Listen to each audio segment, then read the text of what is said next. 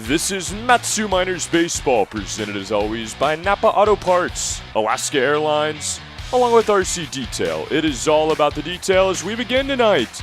The Matsu Miners and the Anchorage Bucs. Here at Mulcahy Stadium, the Miners here for the second night in a row as Josh Pano leads it off for the Miners tonight. He takes a called strike to begin as we are quickly underway here. 7:01 p.m., the start time of tonight's game, 0-1.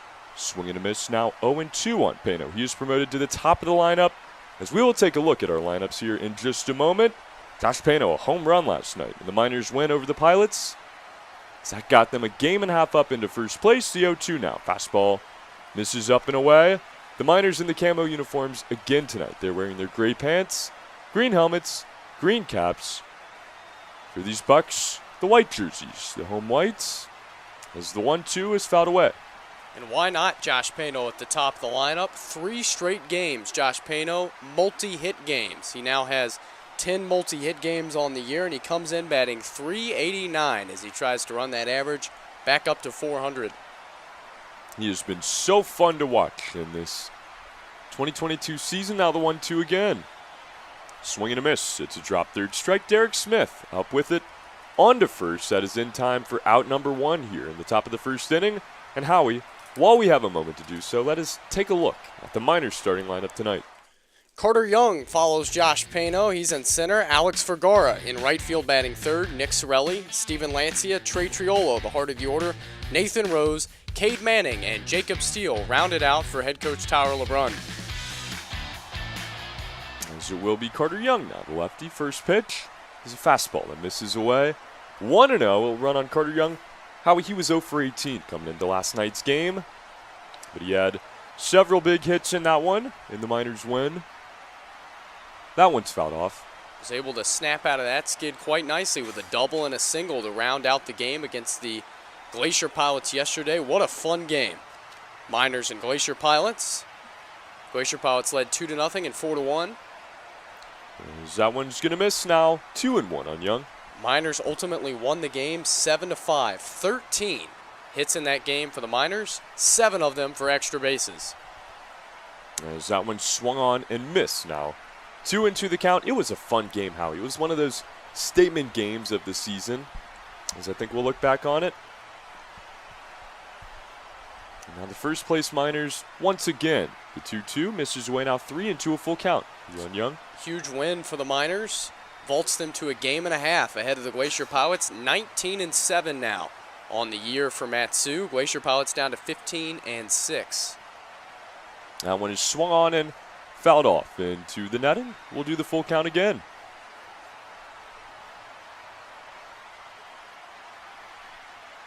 Miners playing in their 14th road game. An even number of road and home games. This will make their road game surpass their home game. As another foul ball here, Carter Young battling. And he started tonight 0 wild. And I love the move by Tyler LeBrun. Carter Young seems to have his feet back under him. Throw him right back up to the top of the lineup. Casey Sunseri with an off day today. Why not Carter Young back in the 2-hole? As 3-2 was fouled into the seats. Really working at bat here to start it. Owen Wild, 6'3", 215. Miners saw Wild last time these two teams met, and he looked great. Went 4 innings, only allowed 3 hits, 2 unearned runs, struck out 8. As that one is swung on and fouled off. Now getting to double digits here on the at-bat for Young. Struck out 8 men in 4 innings, Trey, and we were surprised when he was pulled after 4. Nico Stanley came in, slammed the door. 5 good innings, and the Bucs were able to walk off 5-4. As that one is swung on and popped up. It'll be left center field. Here comes Garrett Engelum, merging on with Chad Bourne as the catch is made for out number 2. Guys, we get into the show tonight. As always, let us know where you're watching from. We love to hear where you guys are joining us from tonight. As we have the Weems family and from Farmington, Missouri. Thank you for the well wishes. Alex Fergara now, the right fielder. 2 outs and nobody on here in the top of the first inning. Fergara has been the hottest hitter on planet Earth, Howie. Fergara has been excellent He's hit safely in 11 of his last 12 games, a .370 average for Fergara over that stretch. Now the 1-0 is taken 2-0. Now it looks like it hit him there. 10 runs, 11 knocked in, 6 doubles, 2 homers for Fergara over his last 12 games. And he's hit here, reaches in the first. Wow, that one just clips the inside of the jersey. Barely got him, but it is enough for the Miners' first base runner tonight. Now 1 on and 2 out for Nick Sorelli. Sorelli, hot as well, rides an 8-game hit streak into action. Average up to .277. And is wild from the stretch for the first time tonight. He's going to miss low with the fastball 1-0. Appreciate the get well wishes from everybody in the comments so far. Trey and I, we're doing great. We are doing one more game from home, and hopefully we'll be back with the team Saturday if all goes well. And now the 1-0 to Sorelli. He's going to miss inside backhanded there. And Derek Smith, 2-0.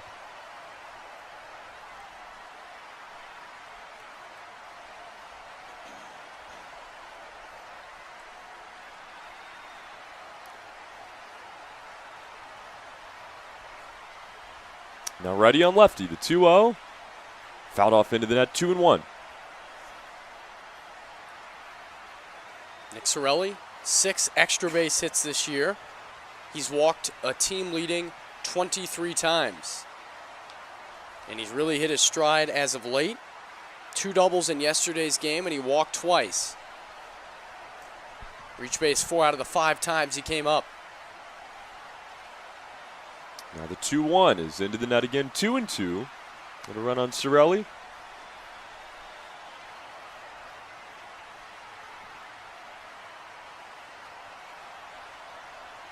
It is crucial for this Miners team that Nick Sorelli begins to heat up here. Going to be a big part of this run down the stretch. And now the 2-2. Runner goes for second. That one swung on and poked out to first. It is going to be Fesperman with it. Foot race to the bag. He wins it. It's out number 3. The Miners strand a runner. Here in the first, we head to the bottom half. This is Miners Baseball on YouTube.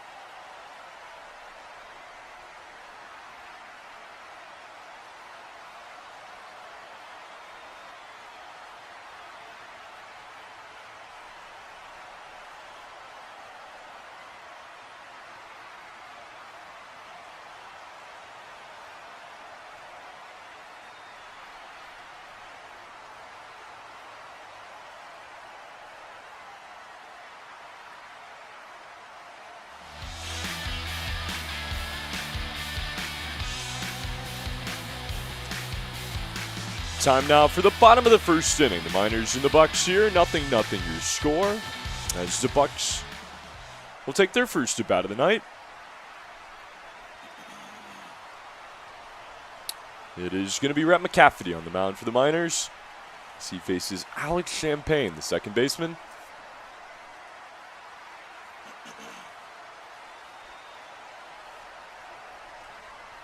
Hellman's called strike one there. Miners 5-2 against the Bucs this year. 8th meeting of 10 between these two teams.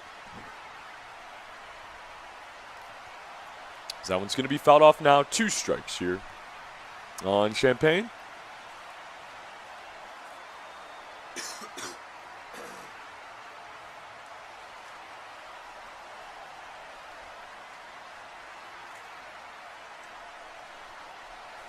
That one is skied in the air down the left field line, a foul ball. It'll drift into the seats. Still 2 strikes here on Champagne. Rhett McCafferty making his 5th start of the year. He carries a 4.05 ERA into action. And just delivered a ball to Alex Champagne. 10 walks, 22 strikeouts for McCafferty.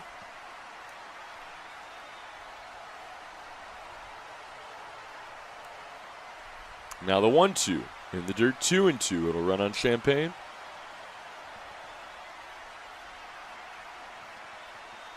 McCafferty's been solid, been very steady for this team. We saw him there in Kenai. Now the 2-2. I'll make it 3-2. He's going to miss low. It's ball number 4 here on Champagne. A leadoff walk for Anchorage. Now 1 on with nobody out. If McCafferty has had any problems, it has certainly been the first inning. He's made 4 starts. He's given up 5 runs in the first inning. Last start, he loaded the bases and was able to get out of the jam. His first inning ERA, 11.25. In all the other innings combined, a 2.25 ERA for McCafferty.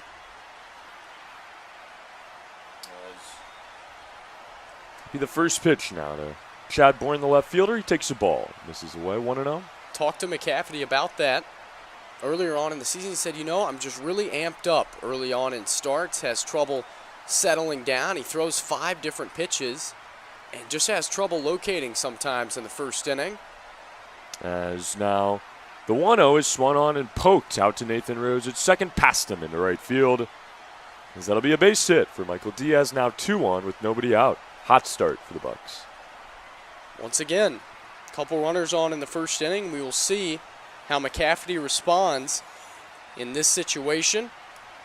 In that start against the Oilers, McCafferty let 1 runner reach on an error on him, walked 1, gave up a hit that loaded the bases with 1 out. He was able to bounce back with a strikeout and a ground out to get out of the inning.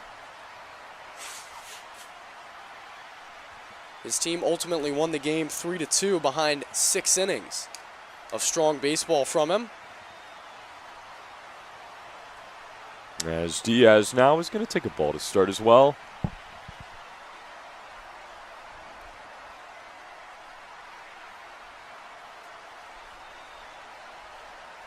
Lefty on lefty here for the first time tonight. Now the 1-0. It is going to be called strike 1 on the inside corner. McCafferty brings a 2-1 record into action. Stands in at 6 foot tall, 200 pounds, a left-handed hurler on the mound. 1 of 4 true starters for the Miners. We saw Chandler David last night. They also have Andrew Tillery and Michael Yates. A couple less starters than you might traditionally see, as that one is swung on and this time hit out to Rose. They're on to second to Pano for 1, on to first, not in time. Fielder's choice at second. And 1 out now, runners on the corners.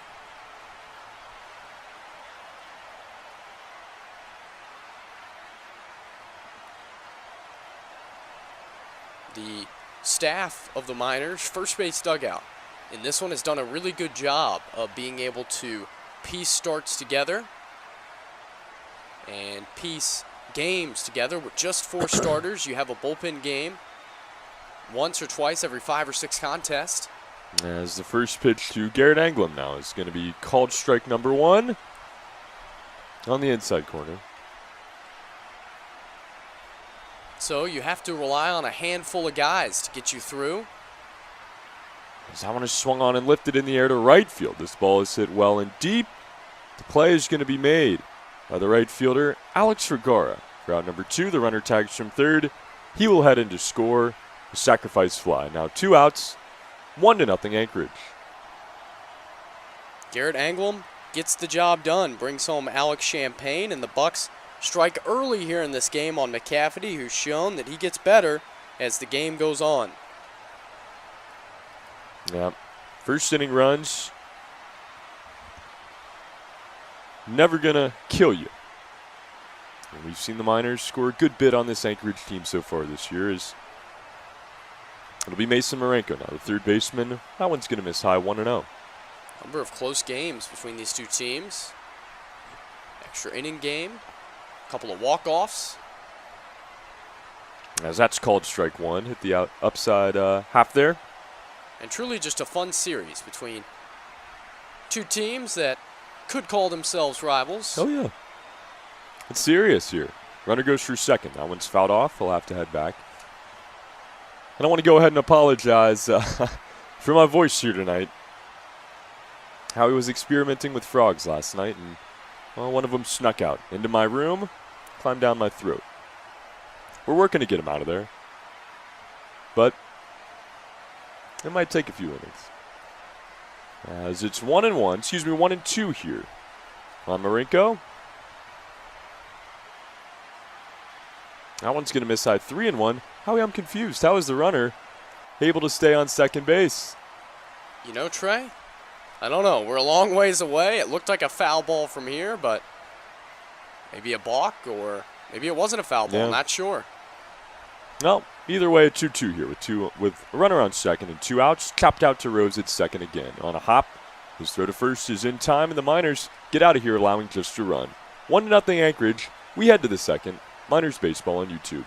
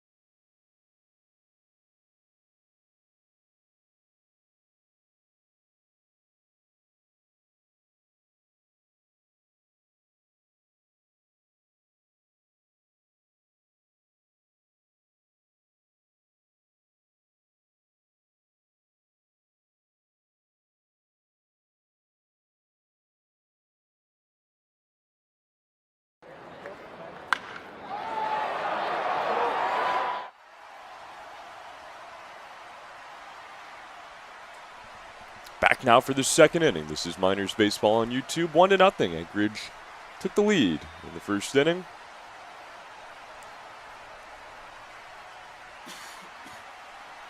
As that one's popped up. Skied the air right side. We're losing it, but it looks like it was caught there for out number 1. Steven Lancia goes down. And now Trey Triolo will stand in for his first at-bat of the night. Dakota Miller getting in the chat tonight. This is live. We are joining you live here from Palmer, but the game is being played at Mulcahy Stadium in Anchorage.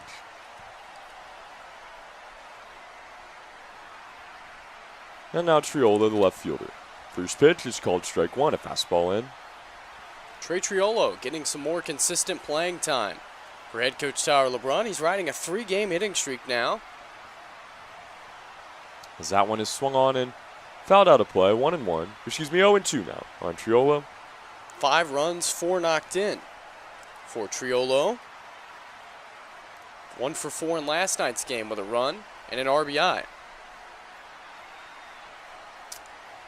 As 0-2 now. There's a fastball that misses up and away, 1-2.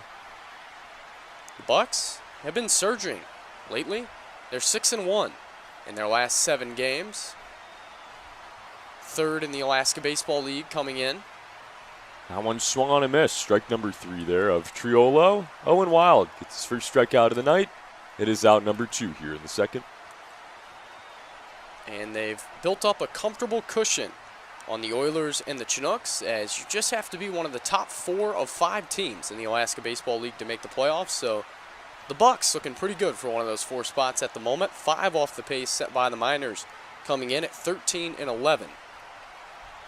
As the lineup will turn to Nathan Rose now, the second baseman.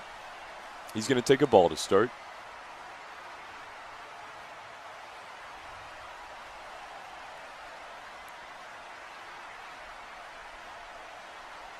I'm glad to see Dakota Miller enjoys the Moose that are featured in between innings. There's bears, there's glaciers, there's all kinds of stuff. You never know what you're going to get in between innings. That's why you got to stick around. Exactly. Most shows will make you watch commercials. We have Moose. That one's fouled out of play. Now 1-2.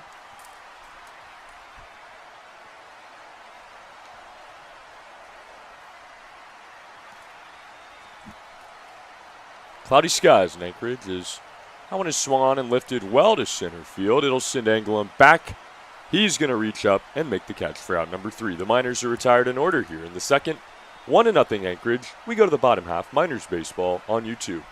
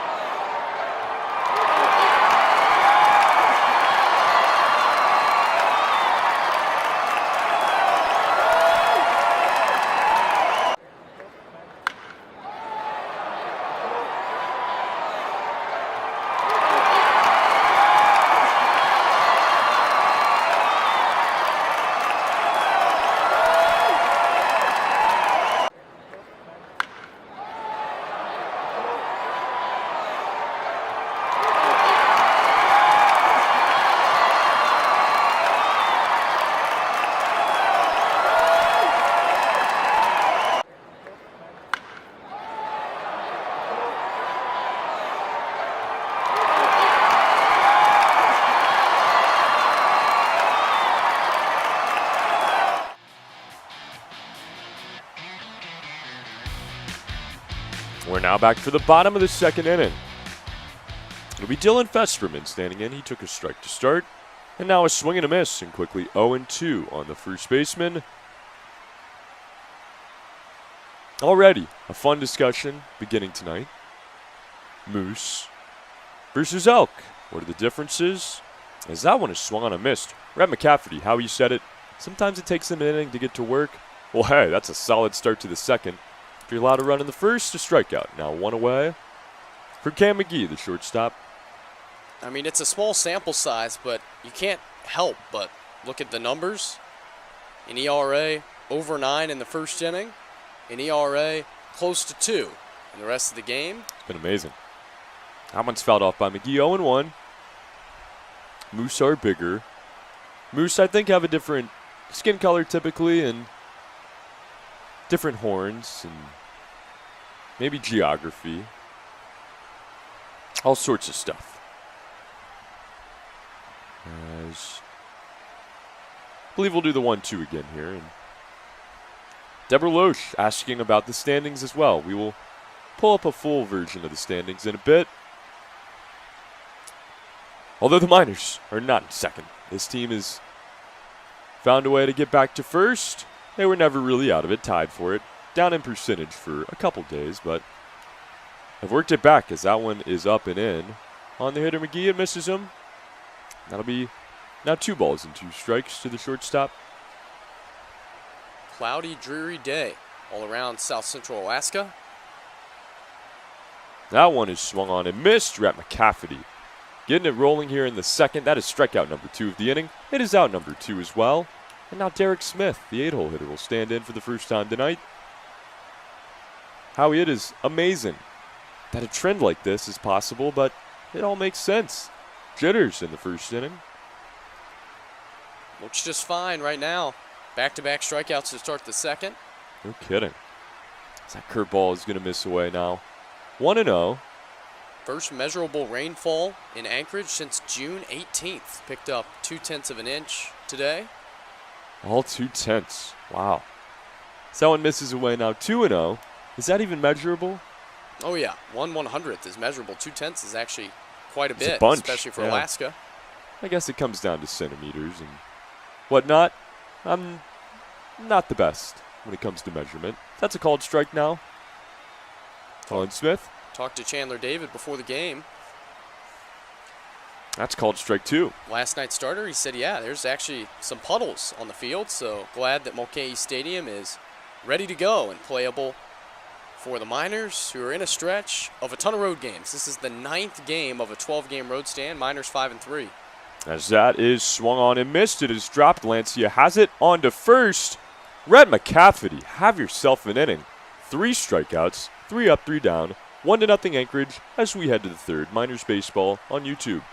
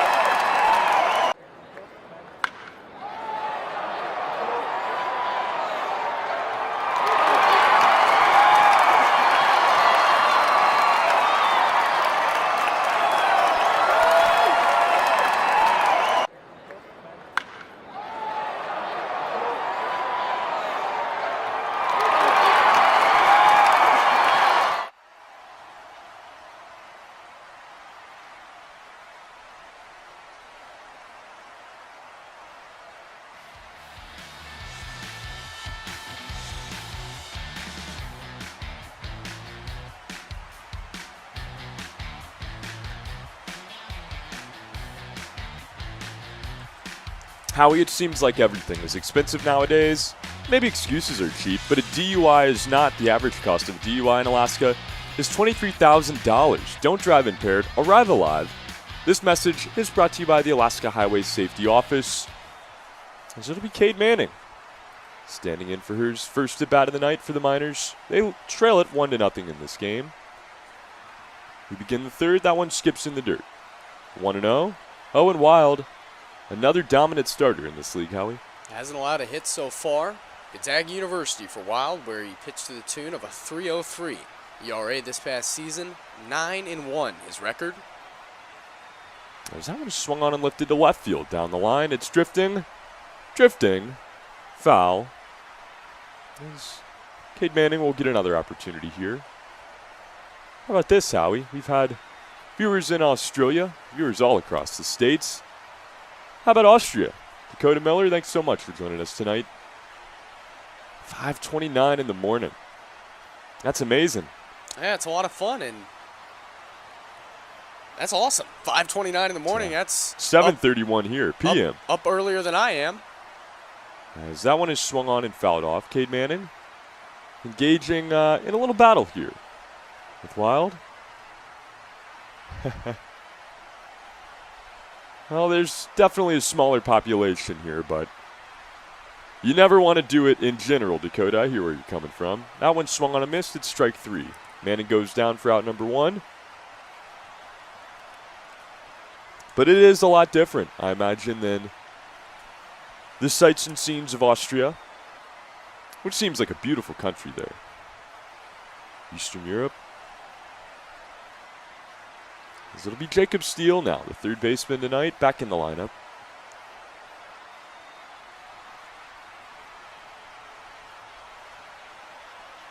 He's going to take a ball on the curveball upstairs. So do we think Dakota is from Alaska and visiting Austria? Yeah. I imagine not. I think, well, you know, Dakota Miller. Sounds like a great Alaskan name. That's a strike there. 1-1. I don't know. But I'm glad Dakota Miller has decided to stop by nonetheless. As that one's going to miss inside now. 2-1 the count. And Thomas Dixon as well, one of our wonderful host fathers. Cannot thank him and the rest of our host families enough. That one misses high now. 3-1 on Steele. Jacob Steele, 10 runs, 7 knocked in. As that one is going to miss high as well now. Ball 4. Steele is on with 1 out. 13th walk of the season for Jacob.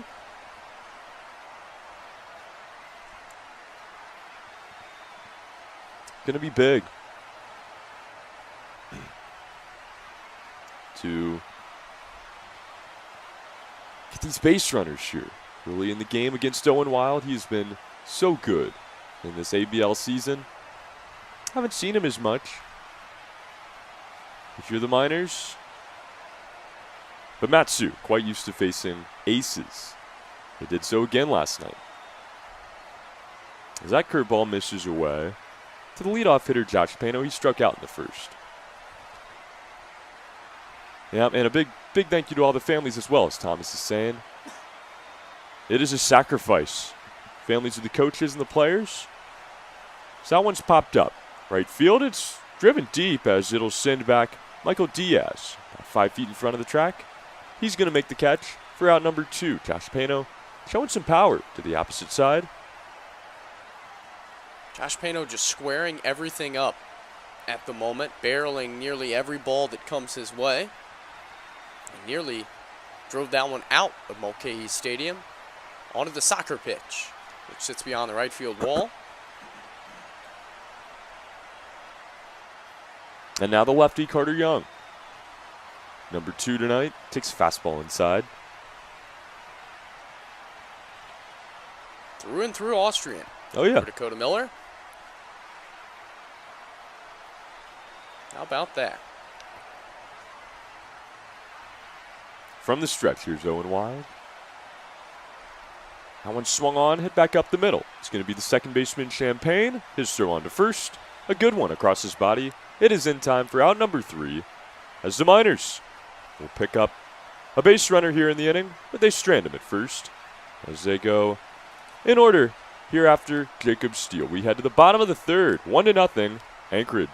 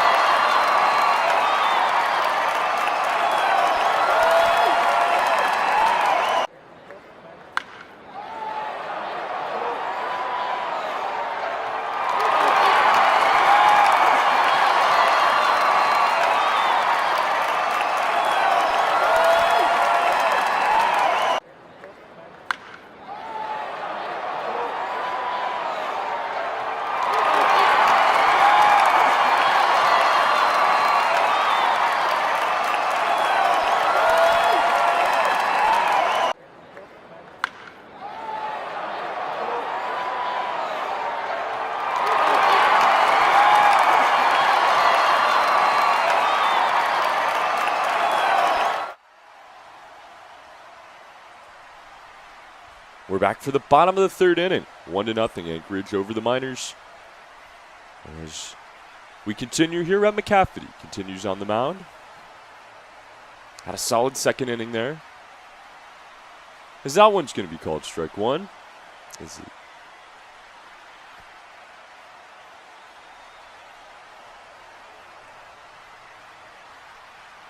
A swing and a foul ball there now. 2 strikes on Max Ortega. The designated hitter tonight. We've seen him at catcher before. And loving some of the comments we're seeing tonight. What does Matsu stand for in Matsu Miners? As that one is swung on and missed. Rhett McCafferty is absolutely rolling. That is 4 strikeouts in a row now, Howie. All swinging. That is unbelievable. As McCafferty pitches for the Matsu Miners, that is the Matanuska-Susitna River Valley, which Palmer sits in. An indigenous style name that we just shortened to Matsu, because that's a lot to say every time. Yes. Swing and a miss, sir. On the first pitch of Champagne. Now 0-1. You don't think it's easy to say Matanuska-Susitna River Valley, Howie? I mean, that's basic. That one swung on. Drilled out to first. Nick Sorelli on 2 hops, a sprint to first base. Enough for out number 2. A nice play there by Sorelli. And now Chad Bourne, who had a hit in his first at bat, will come up here again. And another playoff question. Or another question, I guess, about the playoffs. Is there a playoff system? And what is it called? Yes. Thomas Dixon responded. The top of the World Series, or is it just top of the World Series? Just top of the World Series. That one swung on and fouled off. Now 0-1 on the hitter Bourne. Chad Bourne, University of Miami. Originally from California, 6'2", 185. Went 3 for 22 in his time with Miami.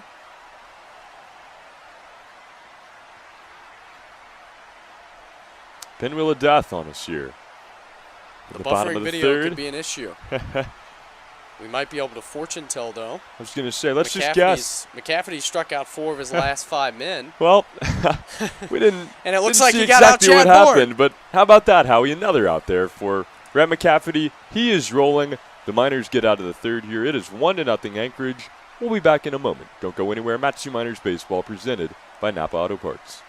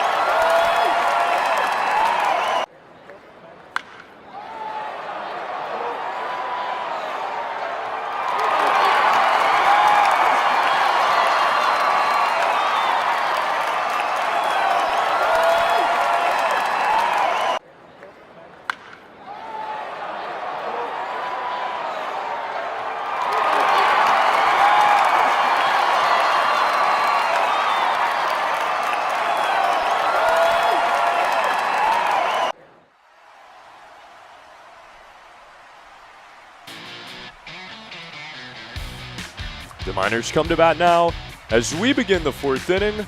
Trey Yanity and Howie Boxley here as I now turn it over to Howie to take you through the middle innings of tonight's game. Thanks so much, Trey. Alex Fergara leading off the fourth inning for the Miners, who are trying to get on the board here on Owen Wild and the Bucs. Still looking for their first hit as Fergara fouls that one off at the plate. Alex was hit by a pitch his first time up. He's hit successfully in 11 of his last 12 games. and carries a .370 batting average over those last 12 games, a .264 average overall. Pitch from Wild. Taken downstairs. Fergara, just so much more confident. Now Trey. Yep. He has been on fire. I mean, it is so fun to watch a guy like Fergara do his thing. And, maybe it was announcing that commitment to Lipscomb. That is all he needed to turn it around. Line to line for Alex Fergara, who takes low there in a battle with Owen Wild to start the fourth. Bucs scored their lone run in the first inning thanks to a sacrifice fly from Garrett Anglem. Pitch to Alex. Swung on, missed. High fastball.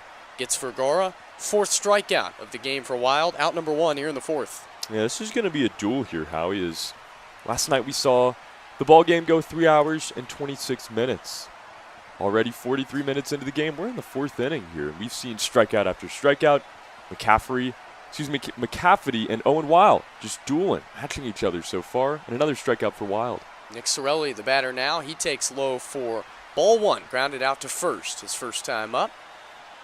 Saw Sorelli hit a double down the left field line and the right field line yesterday, truly using all fields. The 1-0. Taken high, 2-0. His eye is as good as always. He's beginning to hit the off-speed pitches, and Nick Sorelli truly coming around for the Miners and becoming that heart of the order piece that they knew they had all year. 2-0. Up and in. Called strike, 2-1. Yeah, I mean, Nick Sorelli is the guy. When you talk about the locker room, you talk about even a leader on field. He's not playing a position tonight. Such a force in this lineup. 2-1 pitch is cut on and missed. Sorelli thought he was going to get a fastball, got something off speed down and out of the zone. 2-2. Where do you rank Owen Wild on the pitchers that we've gotten to see the Miners face so far this year? I think he's certainly a really good one. As far as strikeout stuff goes, he's certainly near the top. 2-2. Taken high by Sorelli. 3-2 now. Of course, Zach Philos for the Chinooks. Rhett McCafferty. Michael Yates. Heck, all the starters for the Miners really have to be up near the top of the list. Let's take these guys out. Of course, they're the upper echelon. 3-2 is fouled away by Nick Sorelli. But the bad guys. Who do you think's the best, even? Would you say Philos? I do really enjoy Zach Philos, watching him pitch. I want to see him one more time. Nico Zeglin, really good, of course, for the Glacier Pilots. Saw him last night. Yeah, each team carries one or two aces. 3-2. Swung on and fouled away by Sorelli again. Good at bat. I like Owen Wild a lot here, too. Nick Sorelli will adjust himself in the left-handed batter's box. Turf field here at Mulcahy Stadium. Multicolored turf field. Owen Wild will go into the windup and deliver the 8th pitch of the at-bat. Just swung on and fouled away again. Looks like we are watching a replay. Yep. We'll take a 9th pitch. Which we could be. We don't know. I mean, we can only look at a stream tonight, so somebody could be fooling with us, pulling our leg throughout the game. Chandler David's been known to be a trickster up there. Big shout out to our guy Chandler David, getting us up tonight. Pitch to Sorelli. Taken low. Excellent at bat. Sorelli works a 9-pitch walk. How about that? That is Nick Sorelli to a T right there. He's patient, sees the ball well, fouls off as many as he needs, and finds a way to get on base. Walk number 24 of the season for Nick Sorelli. He is on pace to surpass his league-leading 37 walks last year. He's aboard for Steven Lancia, who had his 7-game hit streak snap last night. Miners still looking for their first hit of this one. Lancia takes outside. Just one hit in this game. That came off the bat of Chad Bourne. As we play here in the top of the 4th inning, a pitcher's duel last night. Tons of offense, tons of fun. Combined 25 hits and 12 runs tonight. 1 run, 1 hit in the 4th. And the 1 hit, could have been stolen from him if the play had been made. 1-0. Swung on and driven pretty well down the left field line. That one's hooking. And that is going to be caught for out number 2. Yeah, that one, I think it had some serious hook on it. For Lancia, he's got a reset tonight. He gets to be back in the field tonight playing catcher. Nick Sorelli will head back to the first base bag. 2 down now for Trey Triolo, who struck out swinging his first time up. Tons of lefties in the lineup for Matsu. 4 of them, to be exact. Owen Wild sets, brings the first pitch to Triolo, called strike. I like this lefty-heavy lineup. As you get Trey Triolo more at-bats, Cade Manning, let him get in there for some, and Carter Young. It gives him a new spot in the lineup. Get Nick Sorelli in there. A lot of powerful lefties on this team. 0-1 to Triolo. Swung on and lifted down the left field line again. This one is slicing, and it's out of play. And I'm going to be interested tonight to see if Trey Triolo can hit backside again. We saw it a little bit last night. Saw it a decent bit in Kenai. Saw it right there. Still no Blake Avila, dealing with cellulitis in his leg. 0-2, fastball high. Newest addition, though, Alex Hellman, listed as an available player off the bench. That would be a lot of fun if he gets in a spot late in the game. Oh, yeah. Nick Sorelli on first base. Reached there via walk with 1 out. There's now 2 outs in the inning in a 1-0 game, and a 1-2 pitch to Trey Triolo. Cut on and missed by Triolo. 2 strikes on him now. I think the biggest thing for the Miners again tonight is just kind of holding steady until you can get through Owen Wild. Last night you faced an ace again and had a similar deal. You were trailing for most of the game. Got those late runs. Got to the comeback. That's all you have to do tonight. Stick in it. 1-2 pitch to Triolo. Cut on, miss. Strike 3. Strikeout number 5 for Owen Wild, who's pitched 4 innings without allowing a hit. To the bottom of the 4th we go. Bucs 1, Miners nothing. Matsu Miners Baseball on YouTube, presented by Napa Auto Parts.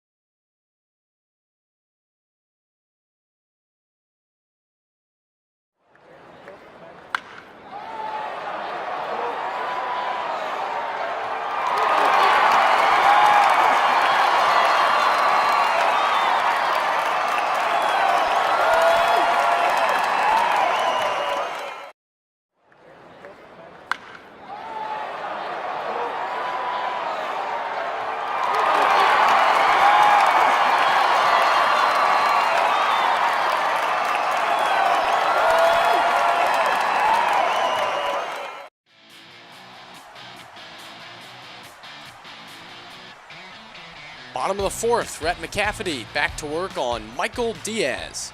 Here in a 1-0 game, Bucs lead it as McCafferty delivers off the plate to Diaz, who reached on a fielder's choice back in the 1st. McCafferty has been excellent since allowing that run in the 1st inning. Pumps over a strike to Michael Diaz. He's retired 8 in a row. Pitch. Waved at and missed by Diaz, who's now down to his final strike. I wonder if baseball is popular in Austria. I don't know. It's a great question. Yeah, let us know, Dakota Miller, if you're still with us. Probably cricket. 2-strike pitch. Yeah. Just missed the outside corner. Lancia tried to frame that up. No dice. I think the baseball scene is coming along in Europe, at least. Italy's got a decent little presence. Pitch to Diaz is swung on and lifted to right. That's a foul ball. Baseball, truly one of those international sports. Players from all over the world. Pitch. Taken downstairs. Diaz coaxes a leadoff walk. Yeah, leadoff walk's hurt, but you can tell Brett McCafferty is in his zone now. He's really locating much better, even on that at-bat there. Loses him eventually, but threw a lot of competitive pitches throughout it and just missed a touch. Garrett Anglim, lone RBI in this game, SF9. His last time up. He will bat with one on and nobody out here in the bottom of the fourth. Swings at the first pitch and hits it out to left field. That one is going to be a foul ball. Or maybe not. That's a fair ball and a hit for Garrett Anglim. First and second now. Nobody out.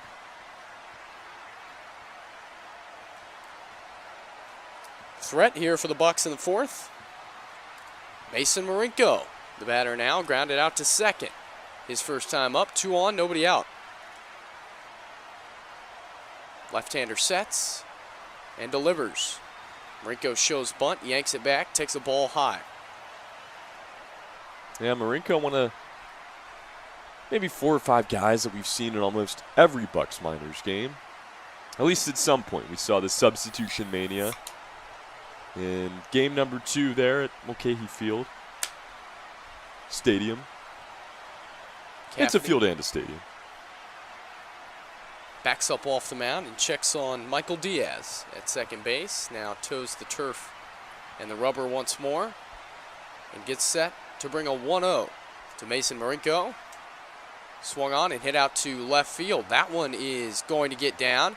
Here comes Diaz rounding third. He's going to score. RBI single for Mason Marinko, and the Bucs lead 2-0. Yeah, this is what you're worried about. 1 run you can live with, of course. Probably not going to win too many games if you don't put any on the board. But now 2 runs and a rally here. Nobody out in the inning. Got to find a way to button it down. A walk and 2 straight hits have doubled the Bucs lead. They lead 2-0. Dylan Fesserman will bat now. Still 2 on. Still nobody out. Just tough to score on Owen Wild. First pitch to Fesserman misses down and away. 1-0.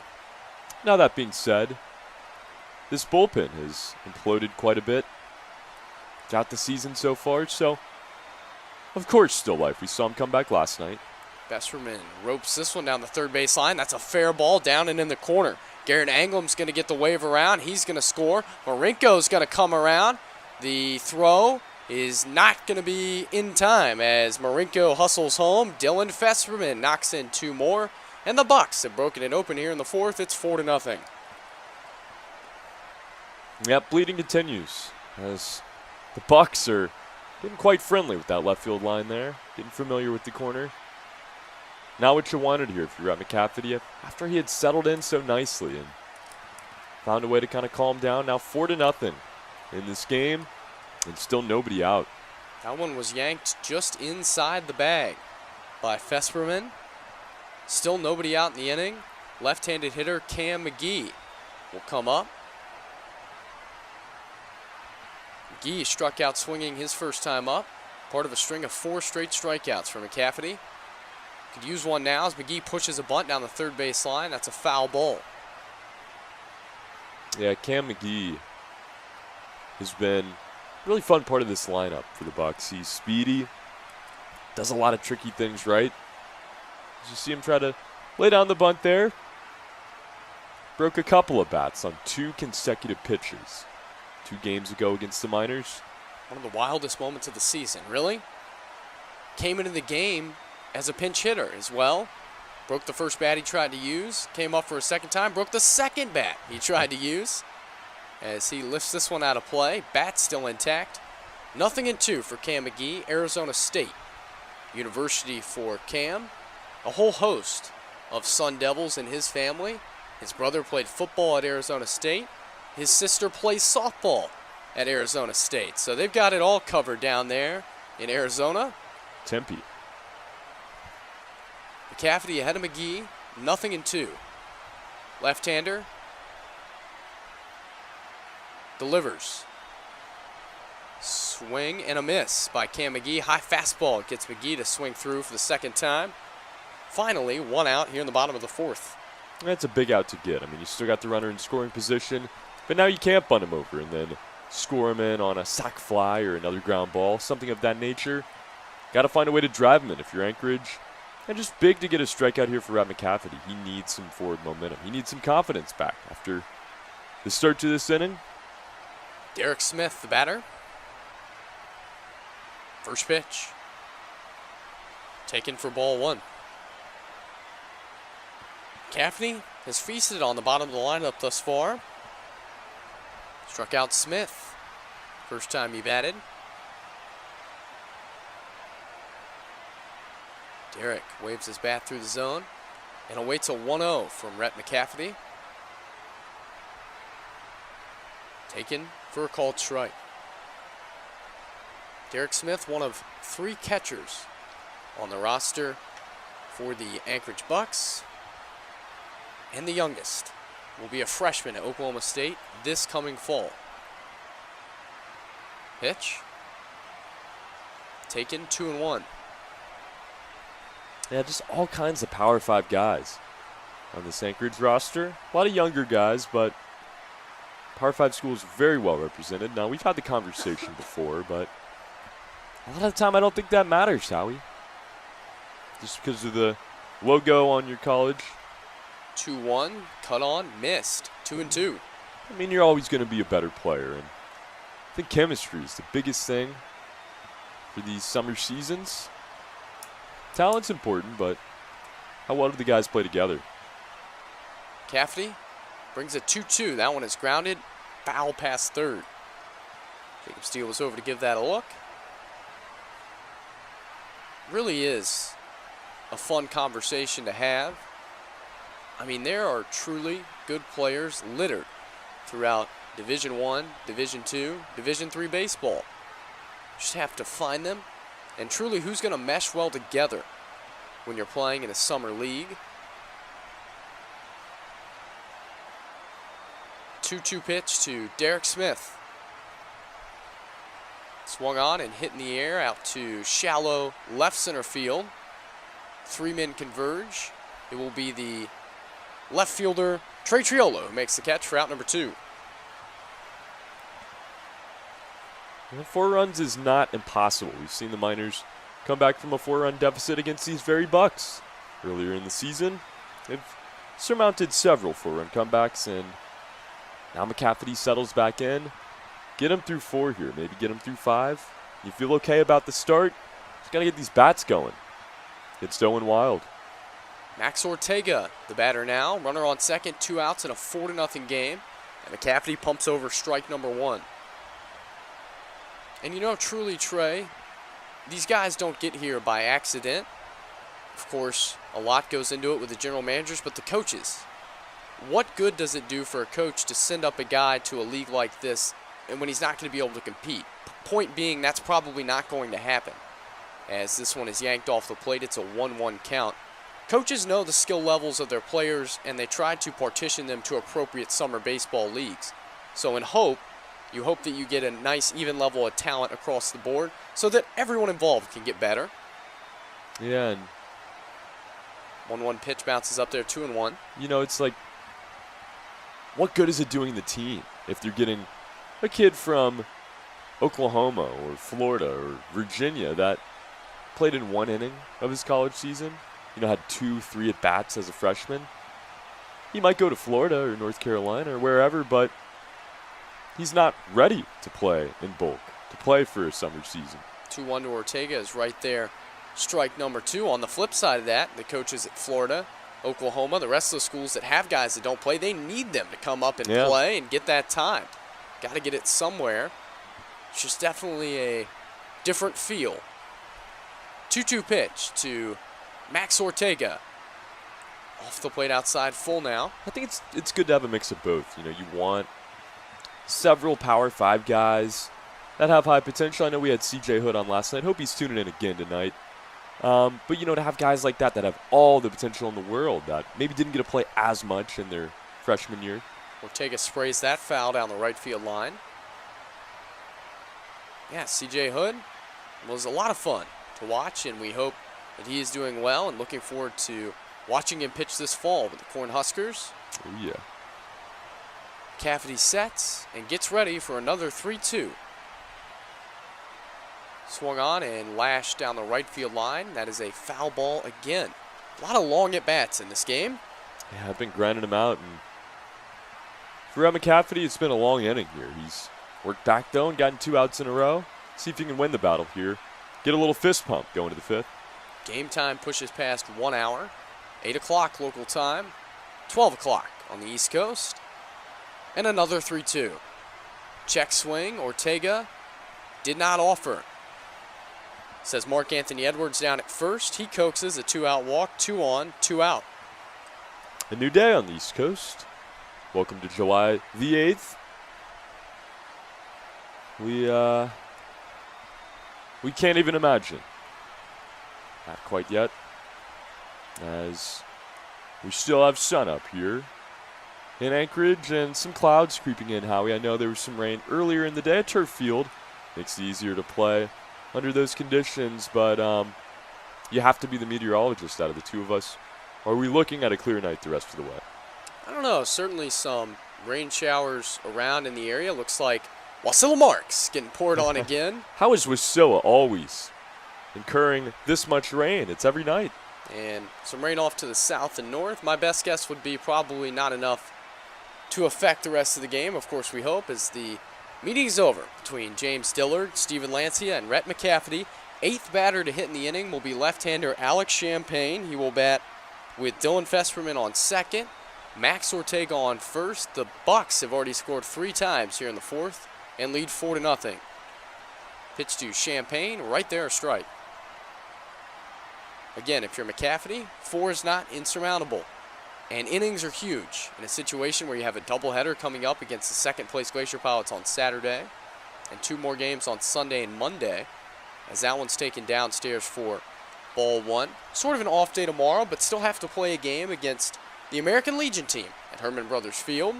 Yeah, I'm interested to see kind of what they do there, who they throw in that game, if they throw anybody of note.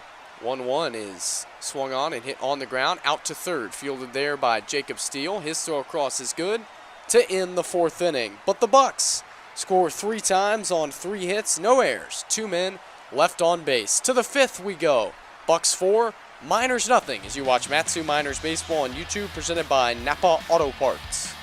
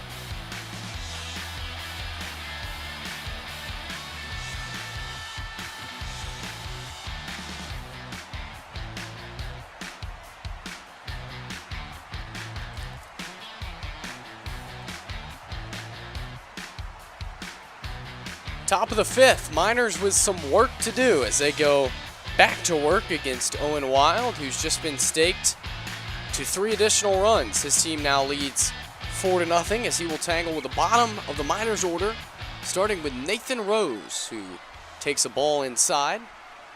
An E5 scored on Jacob Steele. On the ball hit by Garrett Anglam. As Nathan Rose watches that one bounce away from Derek Smith. So 2 earned runs in the inning, 2 hits in the inning for the Bucs, who now have 4 runs on 3 hits, no errors. The Miners still looking for their first hit as Nathan Rose pops that one up down the left field line.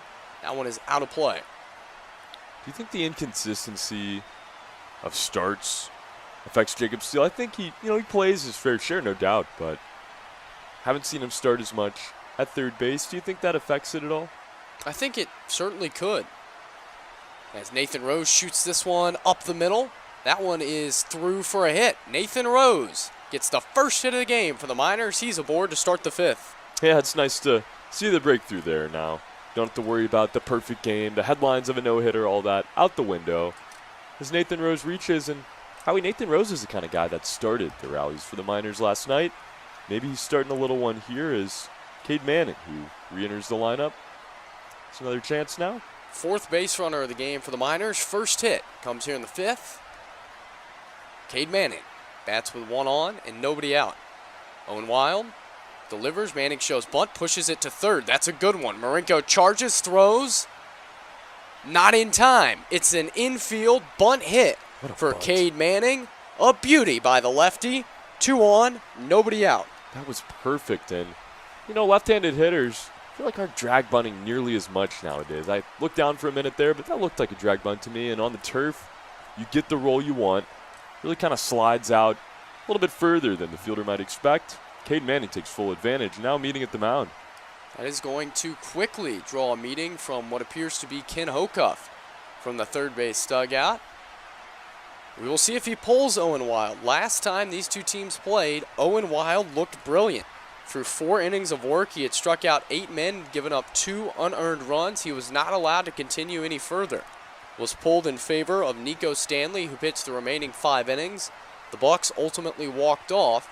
As Ken Hocuff walks off the field, Owen Wild stays on, and it appears he will continue at least for a little while longer. I was going to say there, Howie, this is a premier pitcher in the league. You have to let him kind of wait it out here and try to get these outs. We saw him pulled after just 4 innings in his last start. And then the floodgates began to break open for the Miners. Stanley buttoned it up, though, and did a nice job to finish, but you got to get the most out of Wild. Maybe he's on a pitch count. Miners with a huge opportunity. Corners in, Steele shows bunt, yanks it back, and takes a strike. Jacob Steele, the 9-hole hitter, walked his first time up. He's trying to bunt over Nathan Rose and Cade Manning and get them in scoring position for the top of the order and Josh Pano. Wild sets and brings in 0-1. Steele squares around again, gets it down, back to Wild. He's going to try to throw to third. That is going to skip away. Here comes Nathan Rose. He's going to score. It's an error on Owen Wild, and the Miners are on the board. It's 4-1. That is huge, and that bunt's not perfect by any means. It's right back to the pitcher. Hit a little bit too hard, but what that bunt does is make the pitcher have to force a difficult decision. Did he want to throw it to second to try to get 2? Did he want to try to get the lead runner? Does he want to get the easy out? Ultimately, he goes aggressive, tries for third, and now it's 4-1.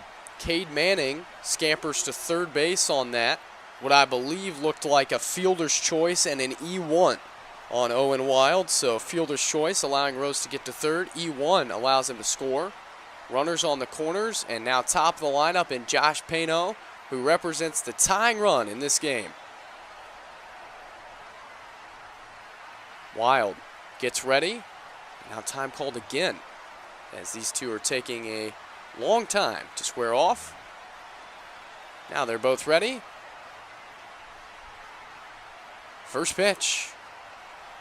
Cut on, missed. Pano tried to launch. His 2 home runs have both come at Mulcahy Stadium. He loves sitting here. Steve Lindsay getting in the comments tonight. Down 4. Can't leave us alone for anything. Well, hey, it's 4-1 now. They're coming back for you, Steve. A bunt try by Josh Pano. That's fouled off at the plate. 0-2. Back-to-back hits started this inning.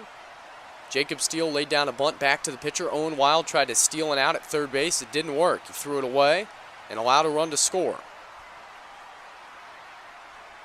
The 0-2. Pano shows bunt and bunts it foul. Must have been a 1-1 count, or otherwise he wouldn't have done that. It's now 1-2.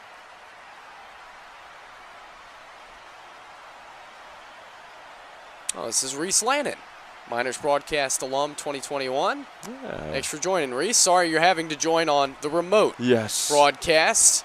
Not an ideal night to be sure join it, but come back soon enough when we can be back at the field and see things better as Josh Pano swings and lifts this one into right center field pretty deep.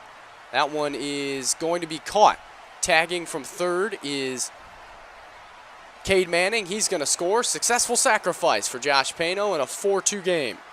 Josh Pano, he hits the ball well. Yeah, we saw a home run last night, 3-hit game, but he does that just the same, Howie. He sacrifices for his team, knows how to hit the ball to the right spot at the right time, and now the lead cut in half here, 42. 2 runs scored in the Miners in this inning.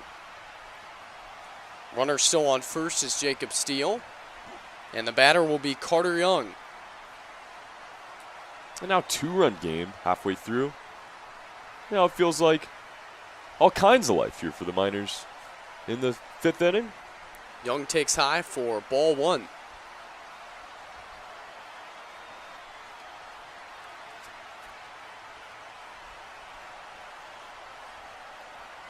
Owen Wild comes set.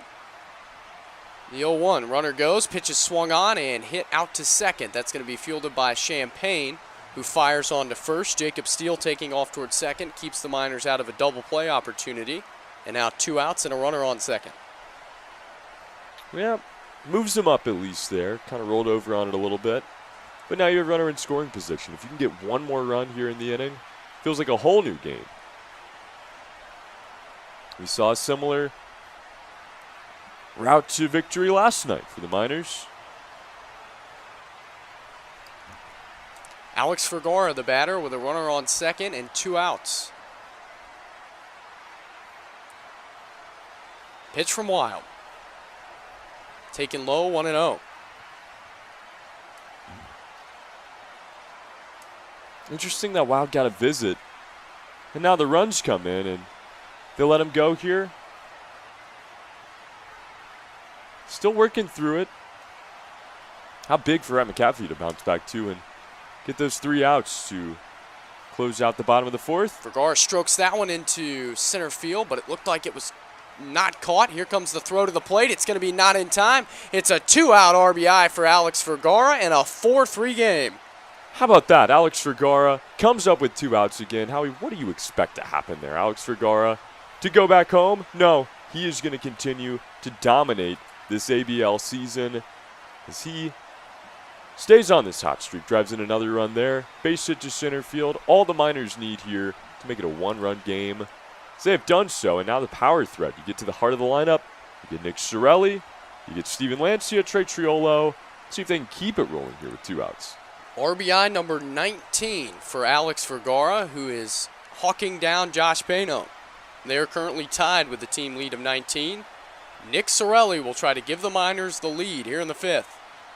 Pitch is swung on and grounded out to Fesperman, who fields it, flips on to Wild to retire the side. It's a productive 5th inning for the Matsu Miners. They score 3 times on 3 hits, no errors, and 1 man left on base. Halfway home, Bucs 4, Miners 3 as you watch Matsu Miners Baseball on YouTube, presented by Napa Auto Parts.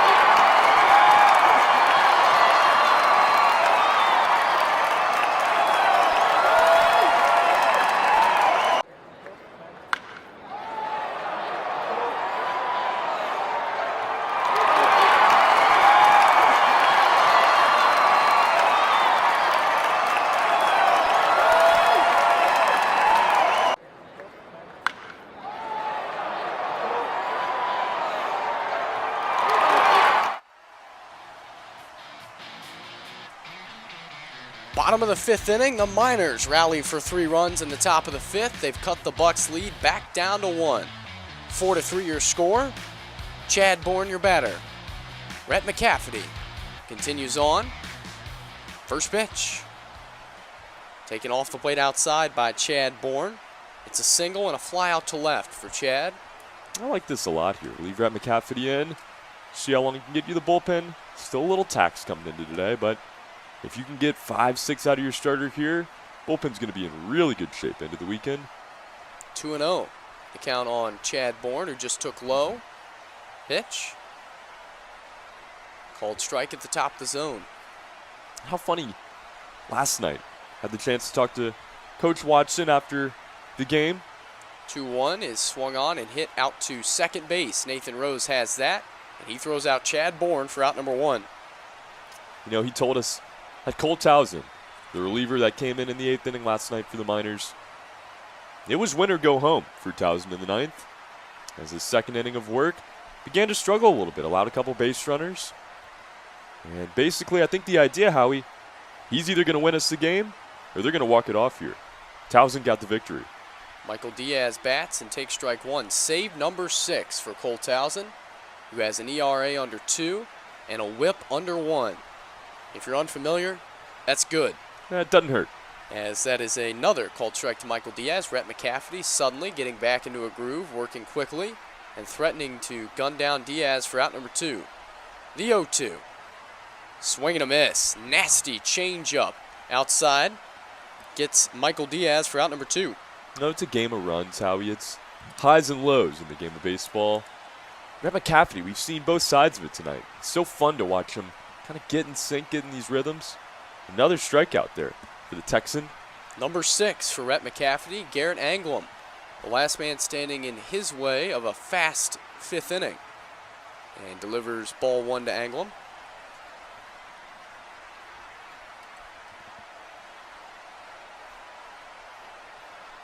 You know, you get him through a quick 5th inning here. Maybe we talk about a 6th. Garrett Anglim takes at the knees for strike 1. I don't think that would be unheard of for Rhett McCafferty. 1-1. Swung on and fouled away. 1-2. Might have to use those lights at Mulcahy Stadium tonight. Don't see the lights come on quite often in this league. Of course, no lights at Herman Brothers Field, the home of the Miners. 1-2. Fastball high. That's a good pitch by Rhett McCafferty. He's working left on right now. See if he tries to throw that changeup down and in on Anglim. Same pitch that got Diaz. 2-2 is swung on and popped up right side. That's going to be a long run for the right side of the field. And it appears that that ball is going to drop in safely. It's going to be a bloop double for Garrett Anglim with 2 outs in the 5th. Yeah, that's just unfortunate there for Rhett McCafferty. Saw that one off the bat. Had a weird hook on it. Had a feeling it would have a chance there down the line. And unfortunately for the Miners, it does drop in for a double. Howie, this part of the lineup has been dangerous. We've seen Mason Marinko driving a run already. Dylan Festerman has driven 2 runs. He comes up now. Garrett Anglim, that's his 2nd hit of the night. Middle of the pack, doing it for the Bucs. It will be Mason Marinko right now. Runner on second, 2 outs, 4-3 Bucs. Pitch to Marinko, swung on, fouled away. Glad to see Kay Watson back in the comment section. Oh, yeah. Very nice of Coach Watson to call and check on Trey and I this morning, have a good conversation about the game last night. 0-1. Taken outside, 1-1. Yep, and I want to give a big shout out here to Mrs. Debbie LeBrun as well, the mother of Tyler LeBrun, keeping us in check with our scoreboard last night. Been so fun getting to hang out with Tyler these last few weeks. 1-1. Swung on and rifled up the middle. That is through for a hit. Rounding third and heading home is Garrett Anglim. And he's going to score. RBI knock for Mason Marinko, and the Bucs score again. It's now 5-3. Mason Marinko again there, not doing anything too crazy. Just what it takes to get the run home. Bucs being pesky in this game. They keep on adding on, but yeah, Debbie, LeBron, somebody has to keep us in check. My goodness, Trey. Got the scoreboard situated as Dylan Festerman digs in. 1 for 2 in this game with a double and 2 RBIs. Cafferty trying to get through the 5th. Festerman cues that one down the first base line, foul. Yep. Now Tyler always talking about his family too. He's a family man. He is.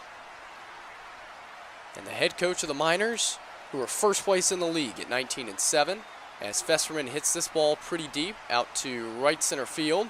That one is going to drop in for another hit. Rounding third and heading home is Mason Marinko. He's going to score. It's an RBI double for Dylan Festerman, who has 3 in the game, and it's 6-3 Bucs. 2 outs here. After the Miners answer and have a 2-out rally of their own, give the runs right on back. Not what you wanted here in the 5th. Frustrating game so far for the Miners, who were down 4-0, clawed back to 4-3, and now right back in the soup. 6-3, and Festerman on second for Cam McGee, who struck out twice in this game. Is that right back in the soup? Right back in the soup. Chicken noodles, Trey. Chicken noodle. As McGee swings and pops this one up. Nathan Rose is going to catch that for out number 3. The Bucs tack on 2 more. Couple of doubles by Engelman and Festerman to the 6th. Bucs 6, Miners 3. Matsu Miners Baseball on YouTube, presented by Napa Auto Parts.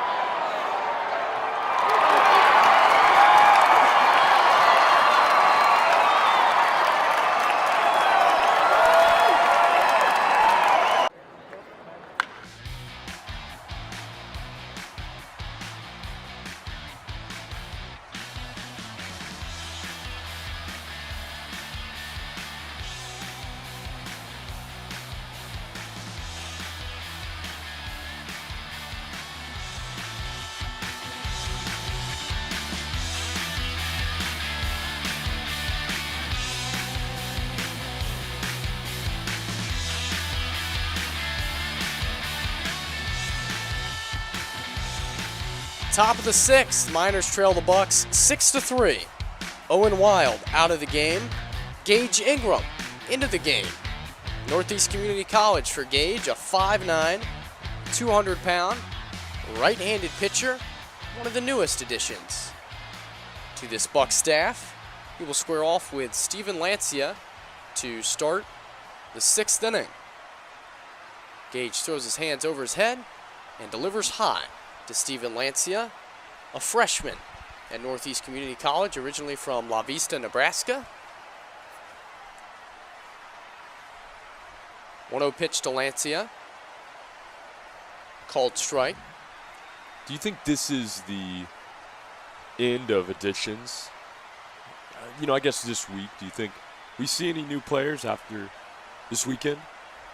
1-1. Cut on miss by Lancia. I don't know. I would hedge and say probably definitely not.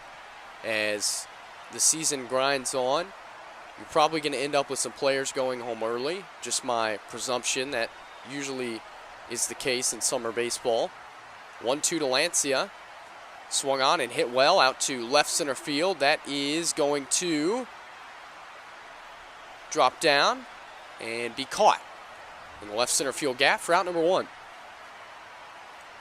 And Rosanna Dixon, excuse me, getting back in the comment section here. Talking about some of our great players that we have. Nathan Rose getting to stay with the Dixons. Pete and Denise bring the best they absolutely do to this league. And so many great young men across the league we've gotten to see play and get to know here, but definitely takes a certain type of character to come play here in Matsu, and this roster is full of amazing guys, baseball players, and human beings as well. As it looks like we're going to have an exchange here, Howie, on equipment for Derek Smith. Derek Smith needs a new mask. Need one of those. Don't want to take any 90-mile-an-hour fastballs off your face without protection. It hurts bad enough. With a mask on, it's an F8 for Steven Lancia to start the inning. Trey Triolo, the batter, top of the 6th. Bucs 6, Miners 3. From Mulcahy Stadium, Gage Ingram delivers to Triolo, and that pushes Triolo off the plate for ball 1. Gage Ingram made 16 appearances and started in 10 games at Northeast Community College in Nebraska. Pitched 50 innings, was 4-3 with a 6.12 ERA. Delivers a called strike to Trey Triolo. 52 strikeouts over 50 innings for Gage Ingram, who majors in business administration at Northeast Community College. Brings a 1-1 to Trey. Taken low, 2-1. Triolo with a couple of strikeouts in this game. Miners scored all of their runs in the 5th inning off of Owen Wild, who went 5 innings and gave up those 3 runs, 2 walks, 5 strikeouts. Triolo bangs this one to the left side of the infield. Marinko charges, fires across. It's a long throw, and it's in time to nail Triolo for out number 2. That was a good play by Mason Marinko on the turf infield. Had to charge in and was able to throw out a fast runner in Trey Triolo. Nathan Rose will bat with 2 outs. Reached on a single and eventually came home on a throwing error by Owen Wild. First pitch from Ingram. Taken for a strike. Rose bends his knees, arches his back backwards, disagreeing with the call with his body language. The 0-1. Yanked off the plate, 1-1. Gage, 3-year letter winner, 3-year starter at his high school, member of the honor roll. 1-1. Swung on and lifted out of play to the right, 1-2.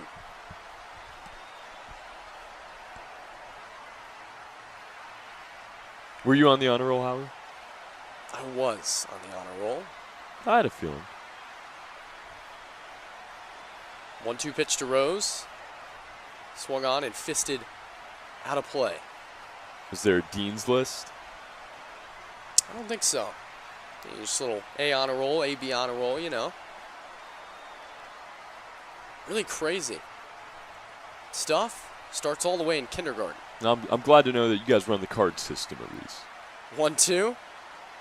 Yanked off the plate, 2-2. High school actually switched from the valedictorian, salutatorian system to a top 10 system, which was very controversial. Oh, I imagine. In my last year. 2-2 pitch to Rose. Cut on, missed. Gage Ingram with an excellent opening inning in this one. He gets the side in order to the bottom of the 6th. Bucs 6, Miners 3. Matsu Miners Baseball on YouTube, presented by Napa Auto Parts.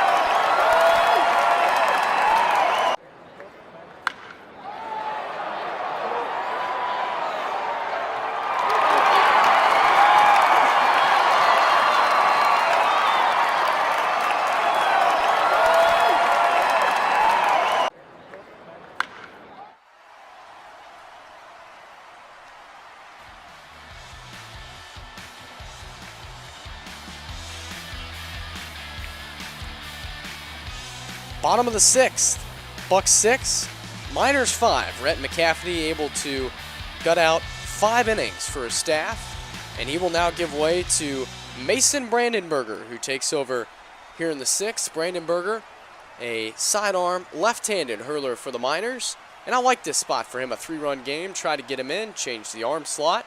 Still a lefty up there, but Brandenburger looks a lot different than McCafferty on the mound. Oh, he certainly does. That arm slot is going to be switched up a good bit here. Mason Brandon B. Been a fun guy to watch this season. He joined the Kenai trip a bit later, got in there and gave the Miners some quality innings. Has a great pickoff move. Really a solid arsenal here from Mason Brandenburger. He's been efficient. But you know how James Diller, the pitching coach, told us sometimes he struggles after the first time through the lineup. He's been a great opener and a great middle reliever, and that's what he's going to do tonight. Derek Smith will bat against Brandenburger first. Seagulls fly overhead as Brandenburger delivers ball 1 to Derek Smith. 9th appearance for Brandenburger. He's allowed 21 hits, 13 runs, 12 earned. Over 20 2/3 innings pitched. A 5.23 ERA for Brandenburger, who gets Smith to swing and miss at that for strike 1. I think his stuff just looks so appealing coming from that sidearm motion. It looks a little slower, looks a little bit more fat. But it's skinny, Howie, I'm telling you. Best strikeout to walk ratio on the team as he delivers strike 2 to Derek Smith. 22 strikeouts, 5 walks for Brandenburger, nearly a 5-to-1 ratio. I think there's more Seagulls at Mulcahy Stadium or Coral Seymour in Kenai. I think Mulcahy, as Smith takes off the plate, 2-2. I don't know. I think the Peninsula might give it a run for its money. It's definitely close. I will say 2-2. Drops in, strike 3 called. Derek Smith, hands on head. Will head back to the third base dugout. He's strikeout victim number 1 for Brandenburger and out number 1 in the bottom of the 6th. Yeah, nice start here to the 6th inning. You know, 3 runs is not the end of the world, Howie. We've seen them come back from worse. Even last night, a similar comeback in this situation. Just got to chip away, get these outs. It's another great start, really, for a Miners pitcher who really didn't have their best stuff. McCafferty would tell you that. David would tell you that about yesterday's outing. But for Rhett to go 5 innings and keep your team in the game, which is really all you can ask for, that's good stuff. As Max Ortega bats now, McCafferty sets and brings it to Max. Called strike, 0-1. That's all you can ask. And for these guys, they want to win. They want to have a great season with their team, but they want to get better. And getting better is going through those struggles. Pitch to Ortega, drops in off the plate, 1-1. Learn about yourself a little bit. And, you know, sometimes you got to get knocked around to realize what you're doing wrong. Grant McCafferty, several bounce backs tonight. I think he feels positive after this one. Ortega grounds this one out to second. Rose has it, fires on to first. 2 down, now in the 6th. And Brandenburger really does. It's really true what Dillard said. Not that he can't get outs, as he suddenly goes through the order for the second time. And really, it's true for all pitchers. It gets tougher as you face guys over and over again. But there's something about Brandenburger's style that makes him very appealing for 1, 2, maybe 3 innings. As Alex Champagne bats and takes a strike. I think it's a good way to be in the long run. I mean, you know, there's a lot of value in that. At the major league level, in the minors, colleges, you're a true specialist. Drops in low, 1-1. Brandenburger with a very unique pitching style. He stands in under 6 foot tall, crouches down, whips it sidearm off the plate to Alex Champagne, a 2-1 count. He leans down and gets all of his frame in there and cocks it from the left side of his body. And Champagne couldn't get that, 2-2. I'm excited to see Brandenburger against that 3-4-5, really 4-5-6 of Anglem, Marinko, and Fesperman to see if the new arm angle, the lefty, changes things. 2-2. Pretty pitch by Brandenburger, who was a few steps towards the first base dugout, but called the ball. Full count. Heart of the order for the Bucs. Looks like the heart of the order for the Miners yesterday. In Payno, Vergara, and Sorelli, who were slashing extra base knocks all over the place. 3-2 to Champagne. Waved at and missed. Mason Brandenburger with an excellent inning. 3 up, 3 down. Off to the 7th we go. Bucs 6, Miners 3. Matsu Miners Baseball on YouTube, presented by Napa Auto Parts.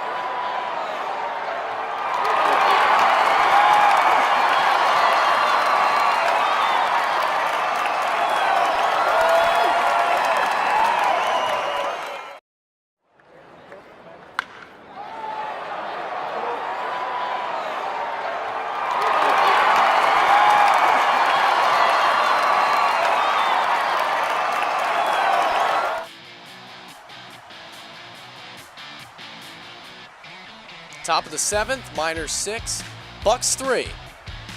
I'll now turn it over to Trey Yanity, who's going to turn it over to the Miners offense. Yeah, let's hope we can get some runs here, Howie. See if they can get it going to start the 7th inning.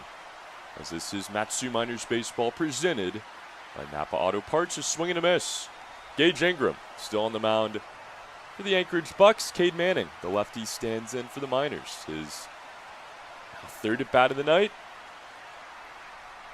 Just a 3-run deficit. This thing is not over. There's baseball to be played, as that will become 0-2 here on Manning. This Anchorage bullpen has been good in recent weeks against the Miners. A lot better than what we saw to open up the season. As the 0-2 now. Manning gets a piece, and we'll do it again. This Bucs team has been really good as of late. 6-1 in their last 7. They've surged to 2 games over 500. And look, if they capture this game against the Miners, Trey, they're just 4 back for first place, if you can believe it. They're hanging in there. From the windup, Ingram, the 0-2 again, is fouled off again. It's going to be a dogfight, Howie. I mean, it has been Miners and Pilots for the most part. I wouldn't rule out these Bucs. The Oilers, while they lost 4 out of 5, gave Matsu a good fight in most of those games over the weekend. It's a competitive league here. And Trey, can you believe it? After this game concludes for the Miners, just 13 regular season games left. No, I can believe it. As this summer has been so fun, and it has flown by. But we're coming to the home stretch now, Howie. Miners' magic number to clinch a playoff spot down to 4. Could be 2 if everything goes right tonight. If they can come back and the Oilers beat the Chinooks, could be 2. As Cade Manning in a battle here. Now the 0-2 misses inside. 1-2. It'll run on Manning. Playoff spot as early as Saturday. Trey? Wow. That is amazing. Of course, needing some help from the Oilers as they play the Chugiak Chinooks. 0-2 again. Fouled off again. Manning really working Ingram here. I don't know about you, but I really like how this league is laid out with 5 teams. There's been a lot of talk about more teams, less teams, the right amount of teams, but I kind of love how you have one team that's far away. You get a 5-game road trip in, the one true road trip of the year, and everything else is kind of local, and you get used to the ballparks that you're playing in. It could be a lot of fun as that one will make it 2-2. The curveball spins in on him. It's more competitive that way, I think. You develop those rivalries a bit easier when your opponents are just 45 minutes away, 25 in some cases. The 2-2 now. Swung on and roped out to first on a line drive. Dylan Fesperman in the right spot there. He catches it for out number 1. And Howie, I can believe that there's only 13 games left, but Jacob Steele might not. He is from the Show Me State of Missouri, and that's why he might not be able to believe it, but he is going to try to believe in a comeback here and get it going for these Miners. Now 1 out and nobody on. In the top of the 7th, he drove in a run. Can't call it an RBI as he reached on an error. But he was hitting when the Miners scored their first run of the game. He stands in now and takes the ball, 1-0. From the windup, it's Ingram. That one misses away now, 2-0. And Trey, 45-minute van rides sound a lot better to me than a 18-hour ride from New Mexico to Kansas after you played a doubleheader the night before, having to play at 1 o'clock the next day. As that one is going to be called strike 1 now. 2-1. Yes, Kyle Watson, our hitting coach, sounded like he went through a good deal of hassle and logistical nightmares last summer with his Colorado Springs. The Vibes, I believe, as that one will make it 2-2. The Snow Sox. The Snow Sox, that's right. But hey, the team was good. 3 guys hit over 400, and they stole over 120 bases. I mean, he just managed a very good team despite all the travel issues. From the windup, the 2-2 is going to miss away now. It will run full on Steele, 3-2. Wouldn't expect anything less from Kyle Watson, who just loves the game, loves the players, which is what you have to have. You have to have both, and loves watching the guys succeed. He was grinning from ear to ear. I could see it over the phone this morning after the win last night. Full count now. That one's fouled away. And, he's the perfect coach to mesh a team like that. Told us some unbelievable stories about his players. They came in. They were promised to his families. They didn't get them. They had to find their own stays, some Airbnbs, some stayed on a gymnasium floor to make it work. 3-2 again. He fouled off. Steele battles. Really makes you appreciate what you have in Matt Sue. And we thank all of our host families all the time. But, yeah, players living out of tents eventually got a job, were able to live in a gymnasium, which was better than their tents in the cold Colorado wilderness. But nonetheless, just truly a grind-it league. As the 3-2 is going to miss high. Steele will head on down to first base with 1 out here. It is life for the Miners. In this 7th inning, as that'll send us back to the top. Josh Payne, the shortstop, will stand in with 1 on and 1 out. Had a sac fly earlier in the game. Trying to get the Miners back in this thing here in the 7th. As a fastball called strike 1 on the outer half.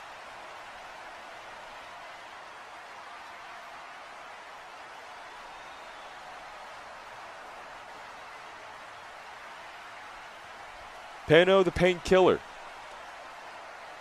started up last night in our comments section as he's going to slap this one out to short. It'll be Cam McGee with it on to second, and the throw on to first from Alex Champagne is in time. That is a double play. That'll end the top half of the 7th inning. It is stretch time at Mulcahy Field as we'll head to the bottom half as well. 6-3 Bucs. Miners Baseball on YouTube.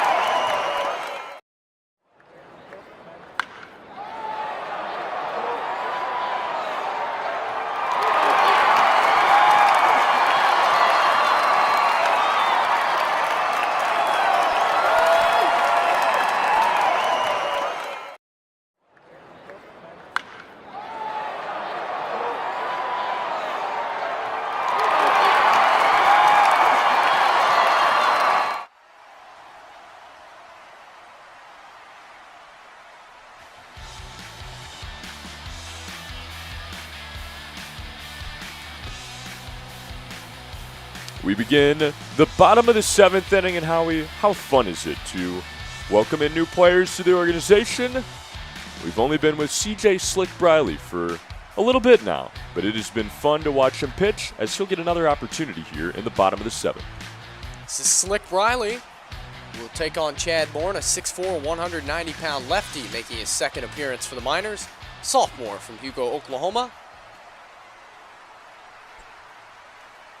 That one is grounded down the third base line, deep in the hole for Jacob Steele. It'll be a foul ball. Just beyond the bag now, 0-1 on the hitter, Chad Bourne.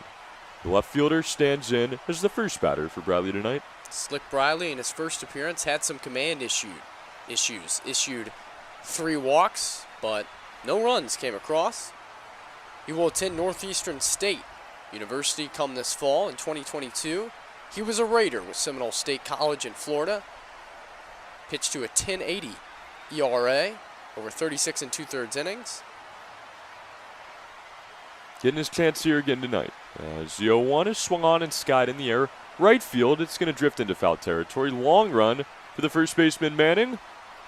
Will converge with the right fielder Alex Fergara as the catch is made for out number 1. A nice play there along the line.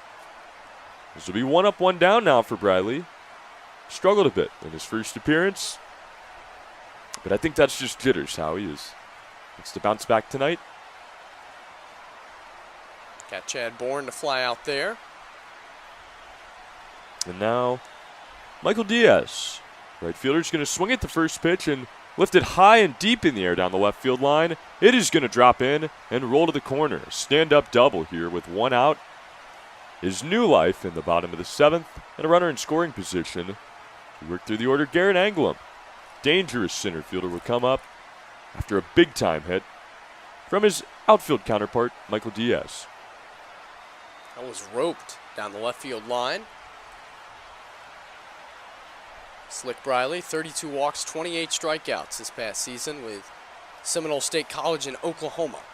I spoke earlier.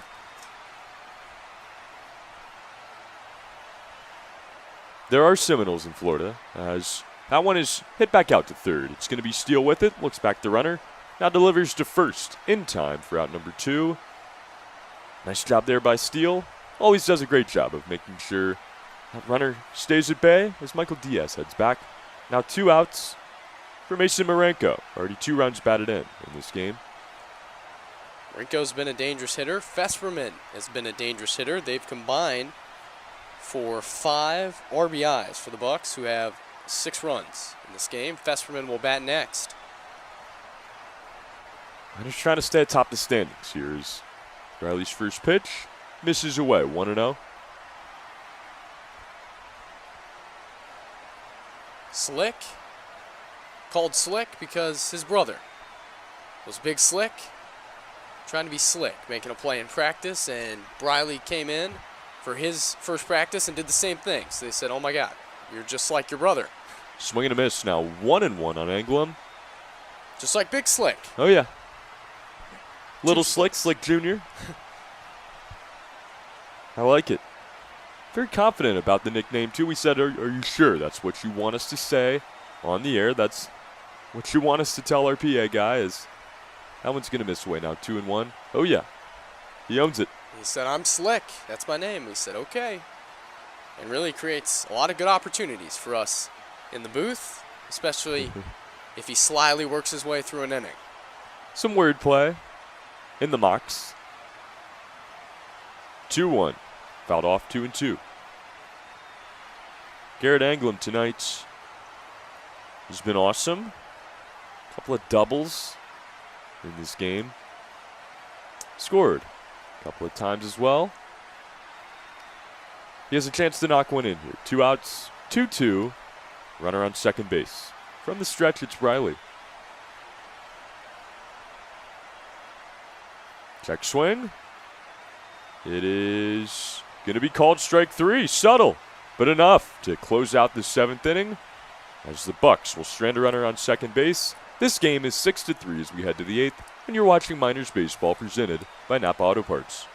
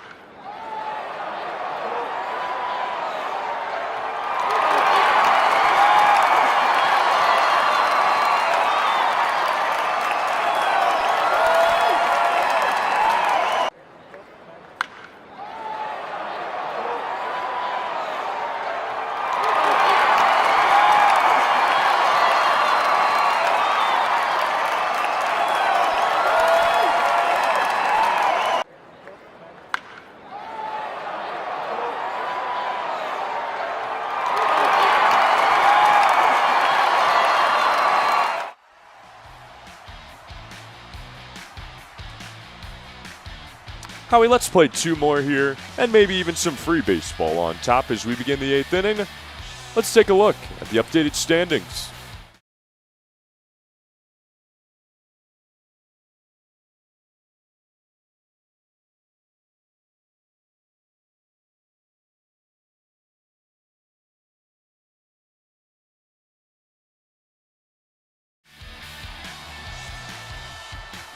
As you saw it there, the Miners are top, trying to hold off those Pilots that have been nipping at the heels. These first place Matsu Miners. So we begin the 8th inning. Carter Young, center fielder, stands in. Takes a couple of balls, now 2-0.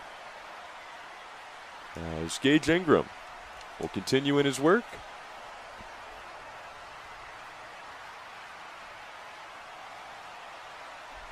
As that curveball is going to miss inside, now 3-0. A nice question in here from Steve Lindsay in the comments. If we can, how did we get this broadcast position up here in Alaska? As what I believe is a 3-0 now from the windup on the way. I just called strike 1. Nice pitch there. Howie and I, last season, the commentators. No, it might sound like we just picked it up this season, but no, we were commentators last year in a different league, the Coastal Plain. As a swinging a foul ball there, now 3-2. But for rival teams, I was with a team that was around for just one season. The Spartan Burgers, out of Spartanburg, South Carolina, and Howie, across the border in North Carolina. The Forest City Owls, as the 3-2 now, swung on and lifted out of play. We'll do it again. We got to know each other and realized that we attended the same university. Got back to school in the fall in Tuscaloosa, Alabama. Started talking about the Alaska Baseball League. It's such a storied league and one that we had heard so much about. As the windup and the 3-2 again. Swung on and roped down the right field line. Right to first as Dylan Festerman, another catch on a line out there. Another nice play, and out number 1 here of Carter Young. As we had our conversation over lunch one day at this nice little restaurant called Baumhauer's, Howie and I decided Alaska would be something we would love to try out if we could get the opportunity. Howie got to work, started emailing the different general managers of the league, and the rest is history. Can't thank Pete and Denise Christopher enough giving us this opportunity to call baseball in Alaska. And Steve, let me tell you, it has been a life-changing opportunity at that, and what would recommend, of course, to anybody that is trying to get into the industry, anybody that'd be willing to work for one of these teams in any fashion, to take the opportunity. It has been unbelievable. It has been unique these last couple days as we're doing it from the home studio, but still a fun time getting to hang out here. So that one misses away now. 1-1 the count on Alex Fergara. From the windup, that one's going to miss low now. 2-1. Absolutely. Totally commend everybody that's involved in this process for taking on 2 guys like Trey and I. And sources say the Bucs will be looking for 2 guys next year. Can't be as good as the Miners gig, but probably won't be half bad in Anchorage. Nope. And that's the thing about this league, too. We all want to help each other out. As that curveball is going to miss away now. 3-1. The supposed count here. But definitely, yes. Going to put the flyer out there for Anchorage. They will be looking for some commentators. Matsu as well. This league is full of great ones. At the moment, been fun getting to know all those folks as well. Strike 2 there on the swing and a miss.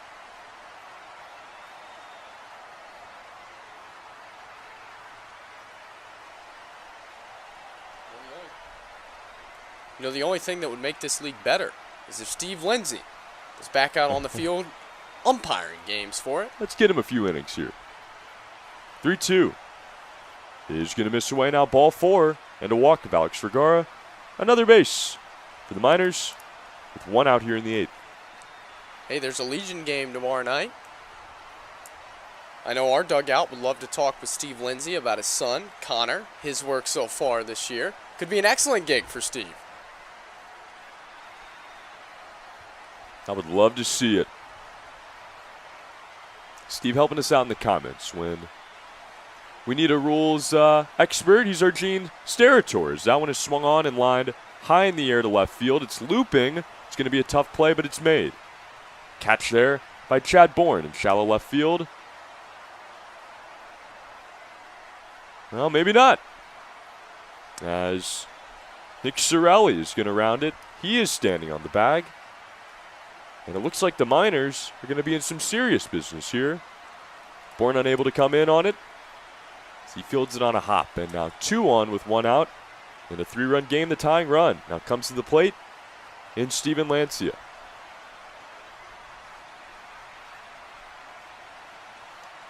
Totally fooled by Chad Bourne, who flashed the leather up just so. Trey and I would think he caught that ball. Yep. And a nice tactic, too, to keep Alex Fergara where he was at second base. Now, the first pitch to Lancia swung on and lined in the air to center field. This is going to send Garrett Anglin back. He reaches up, and he will make the catch. Fergara attacks from second. He heads to third, slides in safely, and now 2 outs and runners on the corners. Quick at bat for Steven Lancia. Advances Fergara 90 feet for Trey Triolo. Huge spot in the game for Trey Triolo. Miners trying to chip away at this 3-run lead. They're down to their final out in the 8th inning. And Gage Ingram might have just got down to his final batter as Ken Hocuff is out of the third base dugout to converge on the mound with Gage Ingram, and we'll see what Hocuff decides to do this time. Good outing so far by Gage Ingram. He's made it through 2 2/3. Trey Triolo trying to change things, though. Let's see if we'll get to face him. A long meeting here. It looks like Ingram will get the opportunity to stick it out. Now 2 outs, and runners on the corners. Tying run at the plate in Trey Triolo. As it looks like it's not going to be Trey Triolo. You see a righty there on screen. And how about this, Howie? The first at bat for a new Miner here.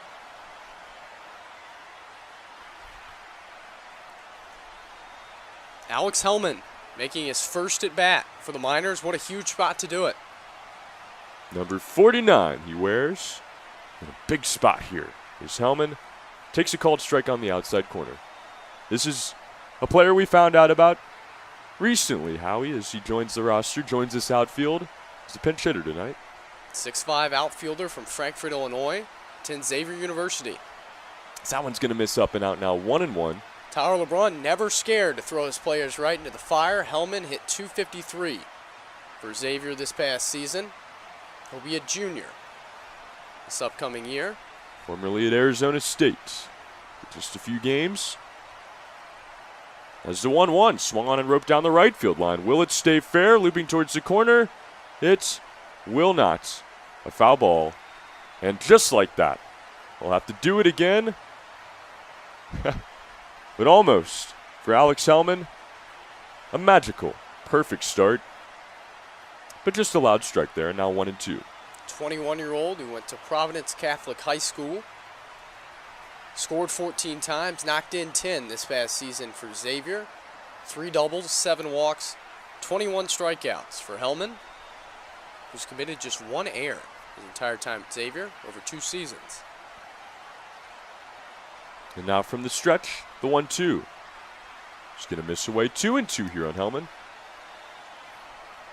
For a guy that's come in so late in this situation, Howie,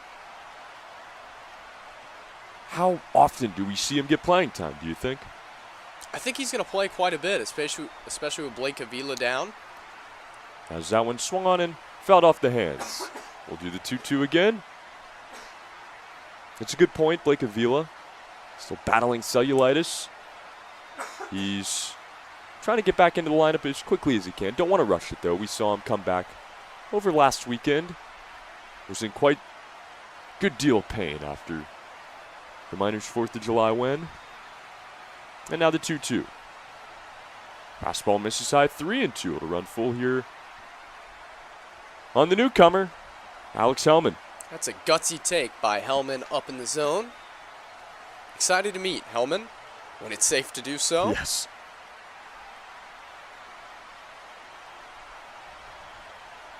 Excited to get back to it. Hoping sooner than later. As the 2-2 now.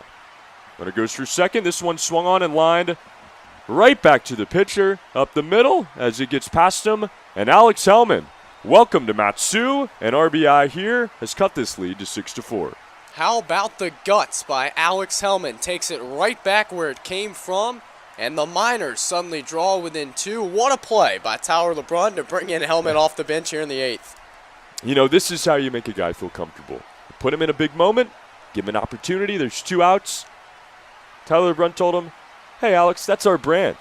We know how to hit with 2 outs. Hellman joins the party. Hellman gets his career started at Matsu the right way, now 6-4. As he drives in a run, and still runners on the corners here with 2 outs. As we get the chance to see Nathan Rose stand in again, he takes the ball. Great at bat for Hellman. Worked Gage Ingram over. Finally got to him. The thing about that, Howie, is big lead for Hellman. This one is grounded. Past it diving. Third baseman there, and Mason Marinko, as another run is going to come home to score.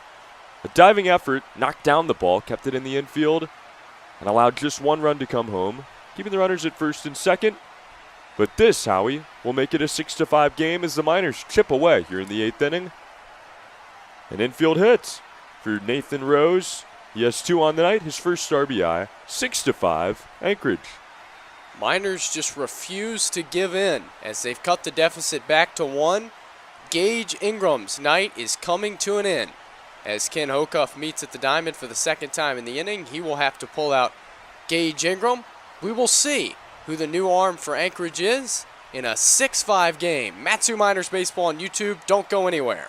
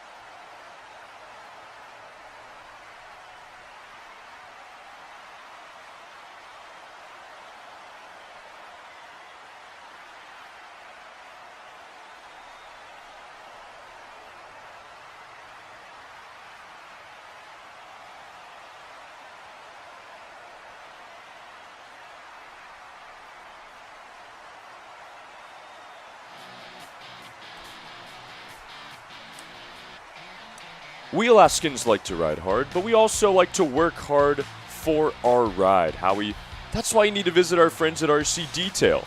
Did you know that they can give you the showroom shine inside and out? And not just that, but they are the only G-Technic certified ceramic installer in all of South Central Alaska. All you have to do is go to rc-detail.com, to check out the leaders of the industry. RC Detail. It is all about the details. Details, get into the nitty-gritty here as we continue on in the top of the 8th inning. The Miners have cut this thing back to just 1 run. Off the bat of the newcomer, Alex Hellman, and the Moon Man in Nathan Rose. It is 6-5. It is Cade Manning time as he faces Nico Stanley. A call to the bullpen for the Bucs here. Not the guy you wanted to see come out. If you're Matsu, Nico Stanley has been dominant. Stanley has been very good against the Miners. As that one is going to be called strike 1 on Manning. Came in last time these two teams played, pitched the final 5 innings, 7 hits, 2 runs, no walks, 3 strikeouts, picked up the win in a 5-4 walk-off for the Bucs.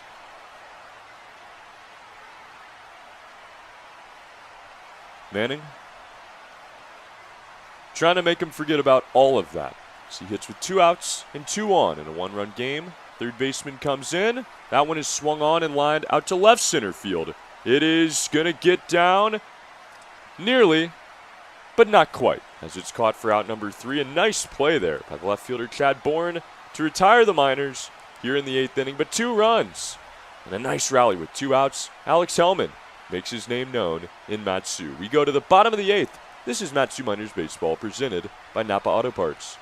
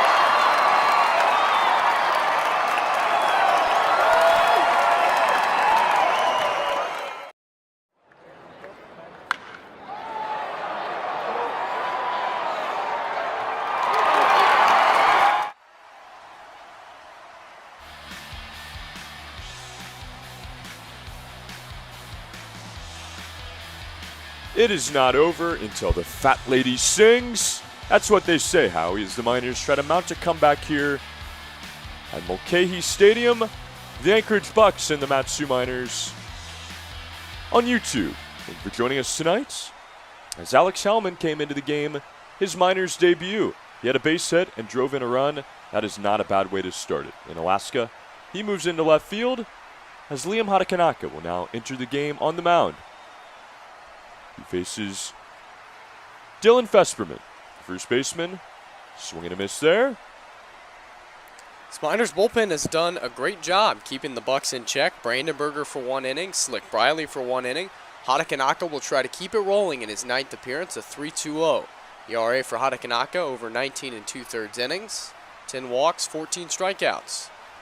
As that one is swung on and missed. It is strike number 3. What a start here for Hadakanaka in the bottom of the 8th. Make that 10 walks, 15 strikeouts for Hadakanaka, who's allowed 21 hits, 10 runs, 7 earned, 4 doubles, and 2 home runs. Allowed by Hadakanaka. Great story so far this year for Liam, University of Portland, Bainbridge Island, Washington. Oh, yeah. And that special Sunday appearance. As that fastball is going to miss. Up now on the hitter Cam McGee, the Sun Devil Cam McGee, 0-1. Looking quickly now, it misses in on him. 1-1.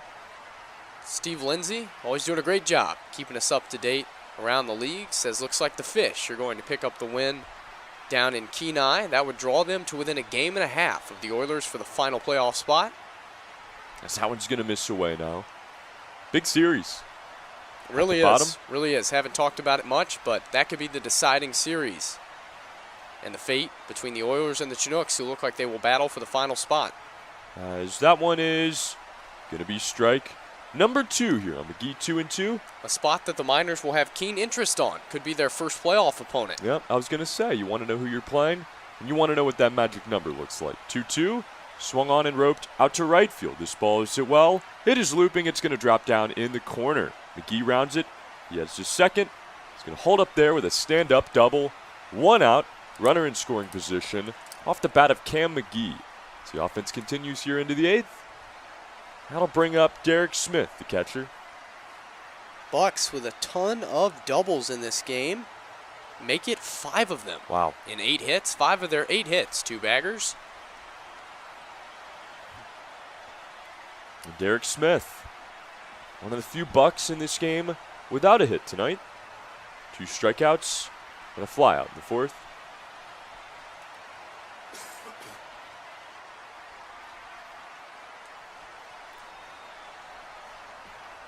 Stands in with a runner on second base and 1 out.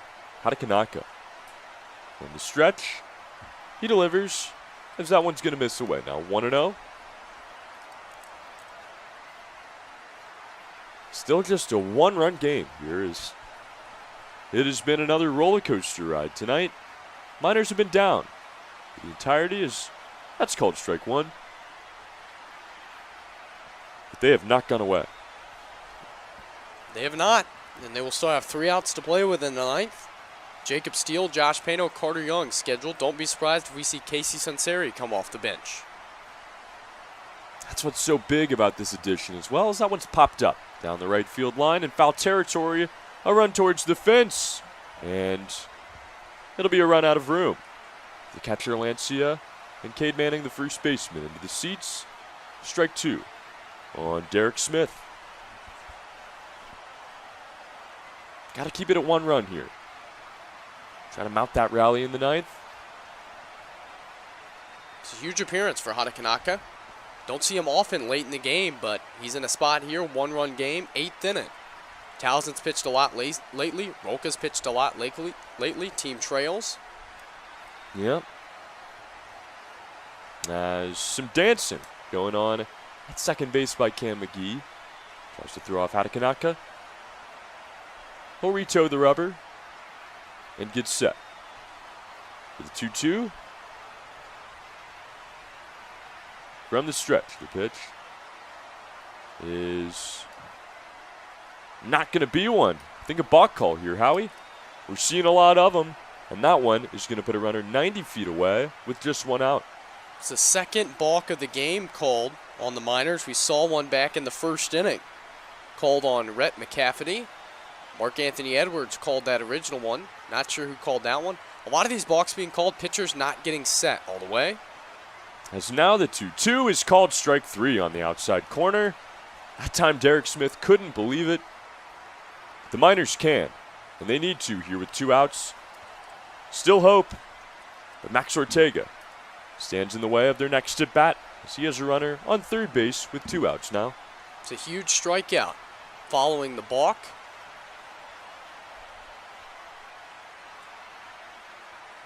As, of course, as the pitcher, you have to come set. You can't just come to your glove and then come right to the plate. That's a balk. As that one is going to miss low. Hatakanaka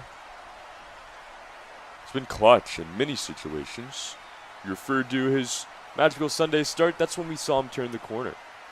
It's looked great since then. That one's going to miss inside now. Something we've talked about at length with Hatakanaka. Working 2 different arm angles this summer. You'll see him throw some over the top, some 3/4, some even all the way down sidearm. Almost like he has 3 different arm angles he's trying to work. That one is swung on and grounded deep in the 6th hole past the diving Josh Pano into left field. A base hit and a big one with 2 outs for Max Ortega. drive in that 7th run.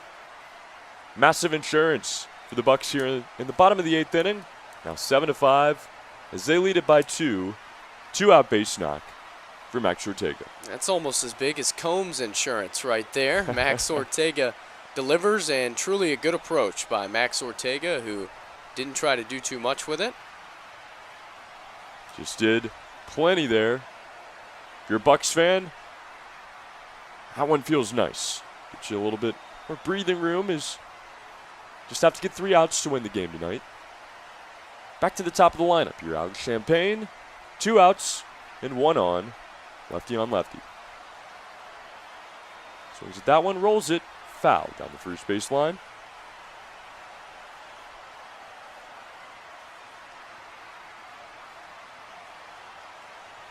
That one hurts, Howie. Glacier Pilots idle tonight. If the Miners can't come back, Pilots would be within 1 game heading into Friday. That one's going to be called strike 2 now. Akinaki trying to get him out of here. Just a 2-run game, and 2 runs is not insurmountable. Miners put up some big innings. They have put up many rallies, as well as that one is swung on and missed. They're going to look for that big rally as we head to the 9th inning. Big insurance run here for Anchorage in the 8th. This is Matsu Miners Baseball on YouTube, 7-5 as we go to the 9th.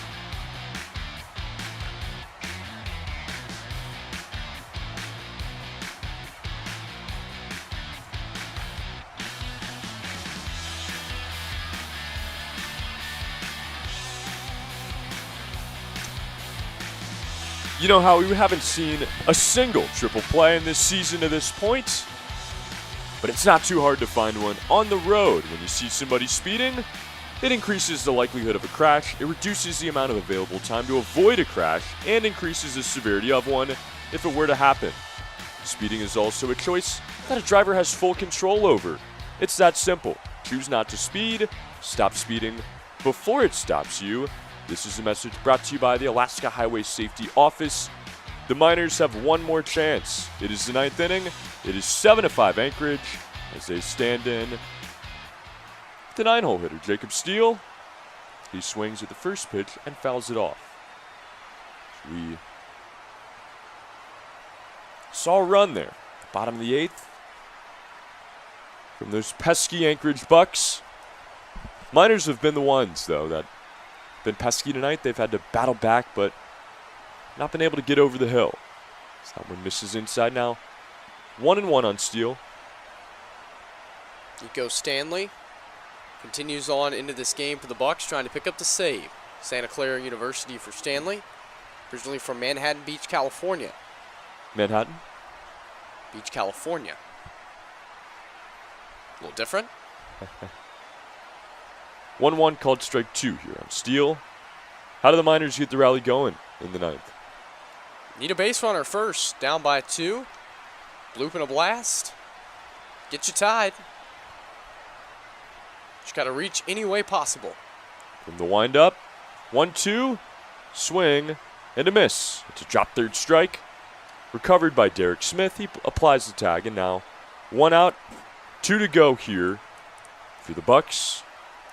But 2 chances if you're the Miners. So that'll send us back to the top and Josh Pano. Last chance for Josh Pano to keep a 5-game hit streak alive. He's 0 for 3 in this game. Strikeout, double play, fly out. He does have a sacrifice fly. 1 out in the ninth, nobody on. The third baseman, Mason Marinko, is going to come in where the grass meets the dirt, the green meets the red in this case. And a fastball misses away. 1-0 on Pano. Painkiller. From the windup, the 1-0. Misses away now. 2-0. On the righty. Miners would be just fine with a base on balls. It's the last thing that the third base dugout wants Nico Stanley to produce right now.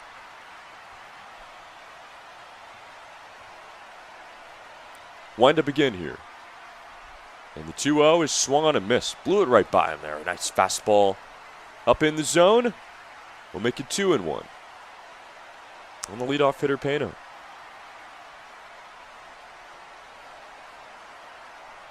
Already 1 out in the inning. And now the 2-1. It's the outside corner, 2-2. Close one, evens the count. Good cutter by Stanley. Nabs the corner.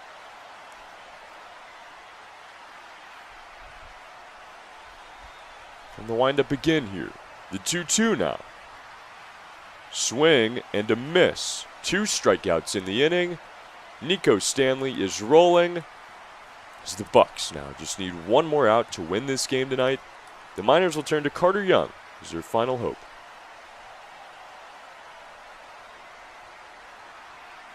Young back to the 2-hole. In this lineup, a fly out, a line out, a ground out, and out in the third as well. The lefty stands in, 2 outs and nobody on. The first pitch is going to miss low now, 1-0. All kinds of runs tonight, 12 of them. The Miners need 2 more to keep it going here in the ninth. As that one's going to miss inside now, 2-0.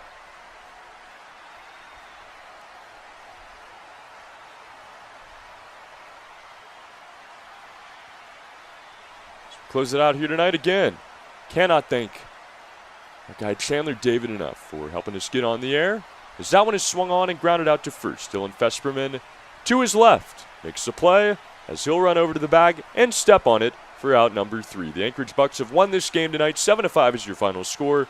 The Miners fall in Mulcahy Stadium again here as they will remain in first place, but just a game now with the loss. And the Idle Pilots, a tough one here, Howie, as they battled back several times. Cut it to 1 run twice in this game, but are unable to come back all the way as they fall by 2 runs. Another loss to the Bucs. Another fun night of baseball, though. As we select our players of the game, Howie, who do you have in this one?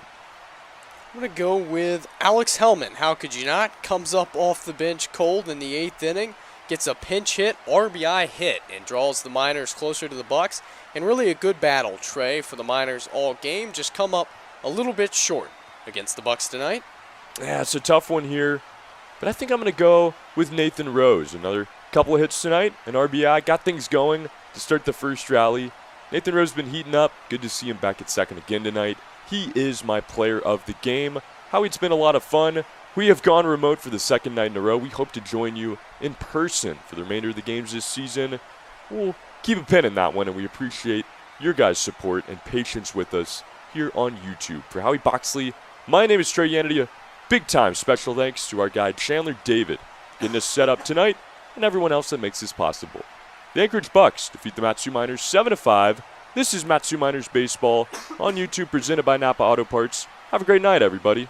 We'll see you real soon.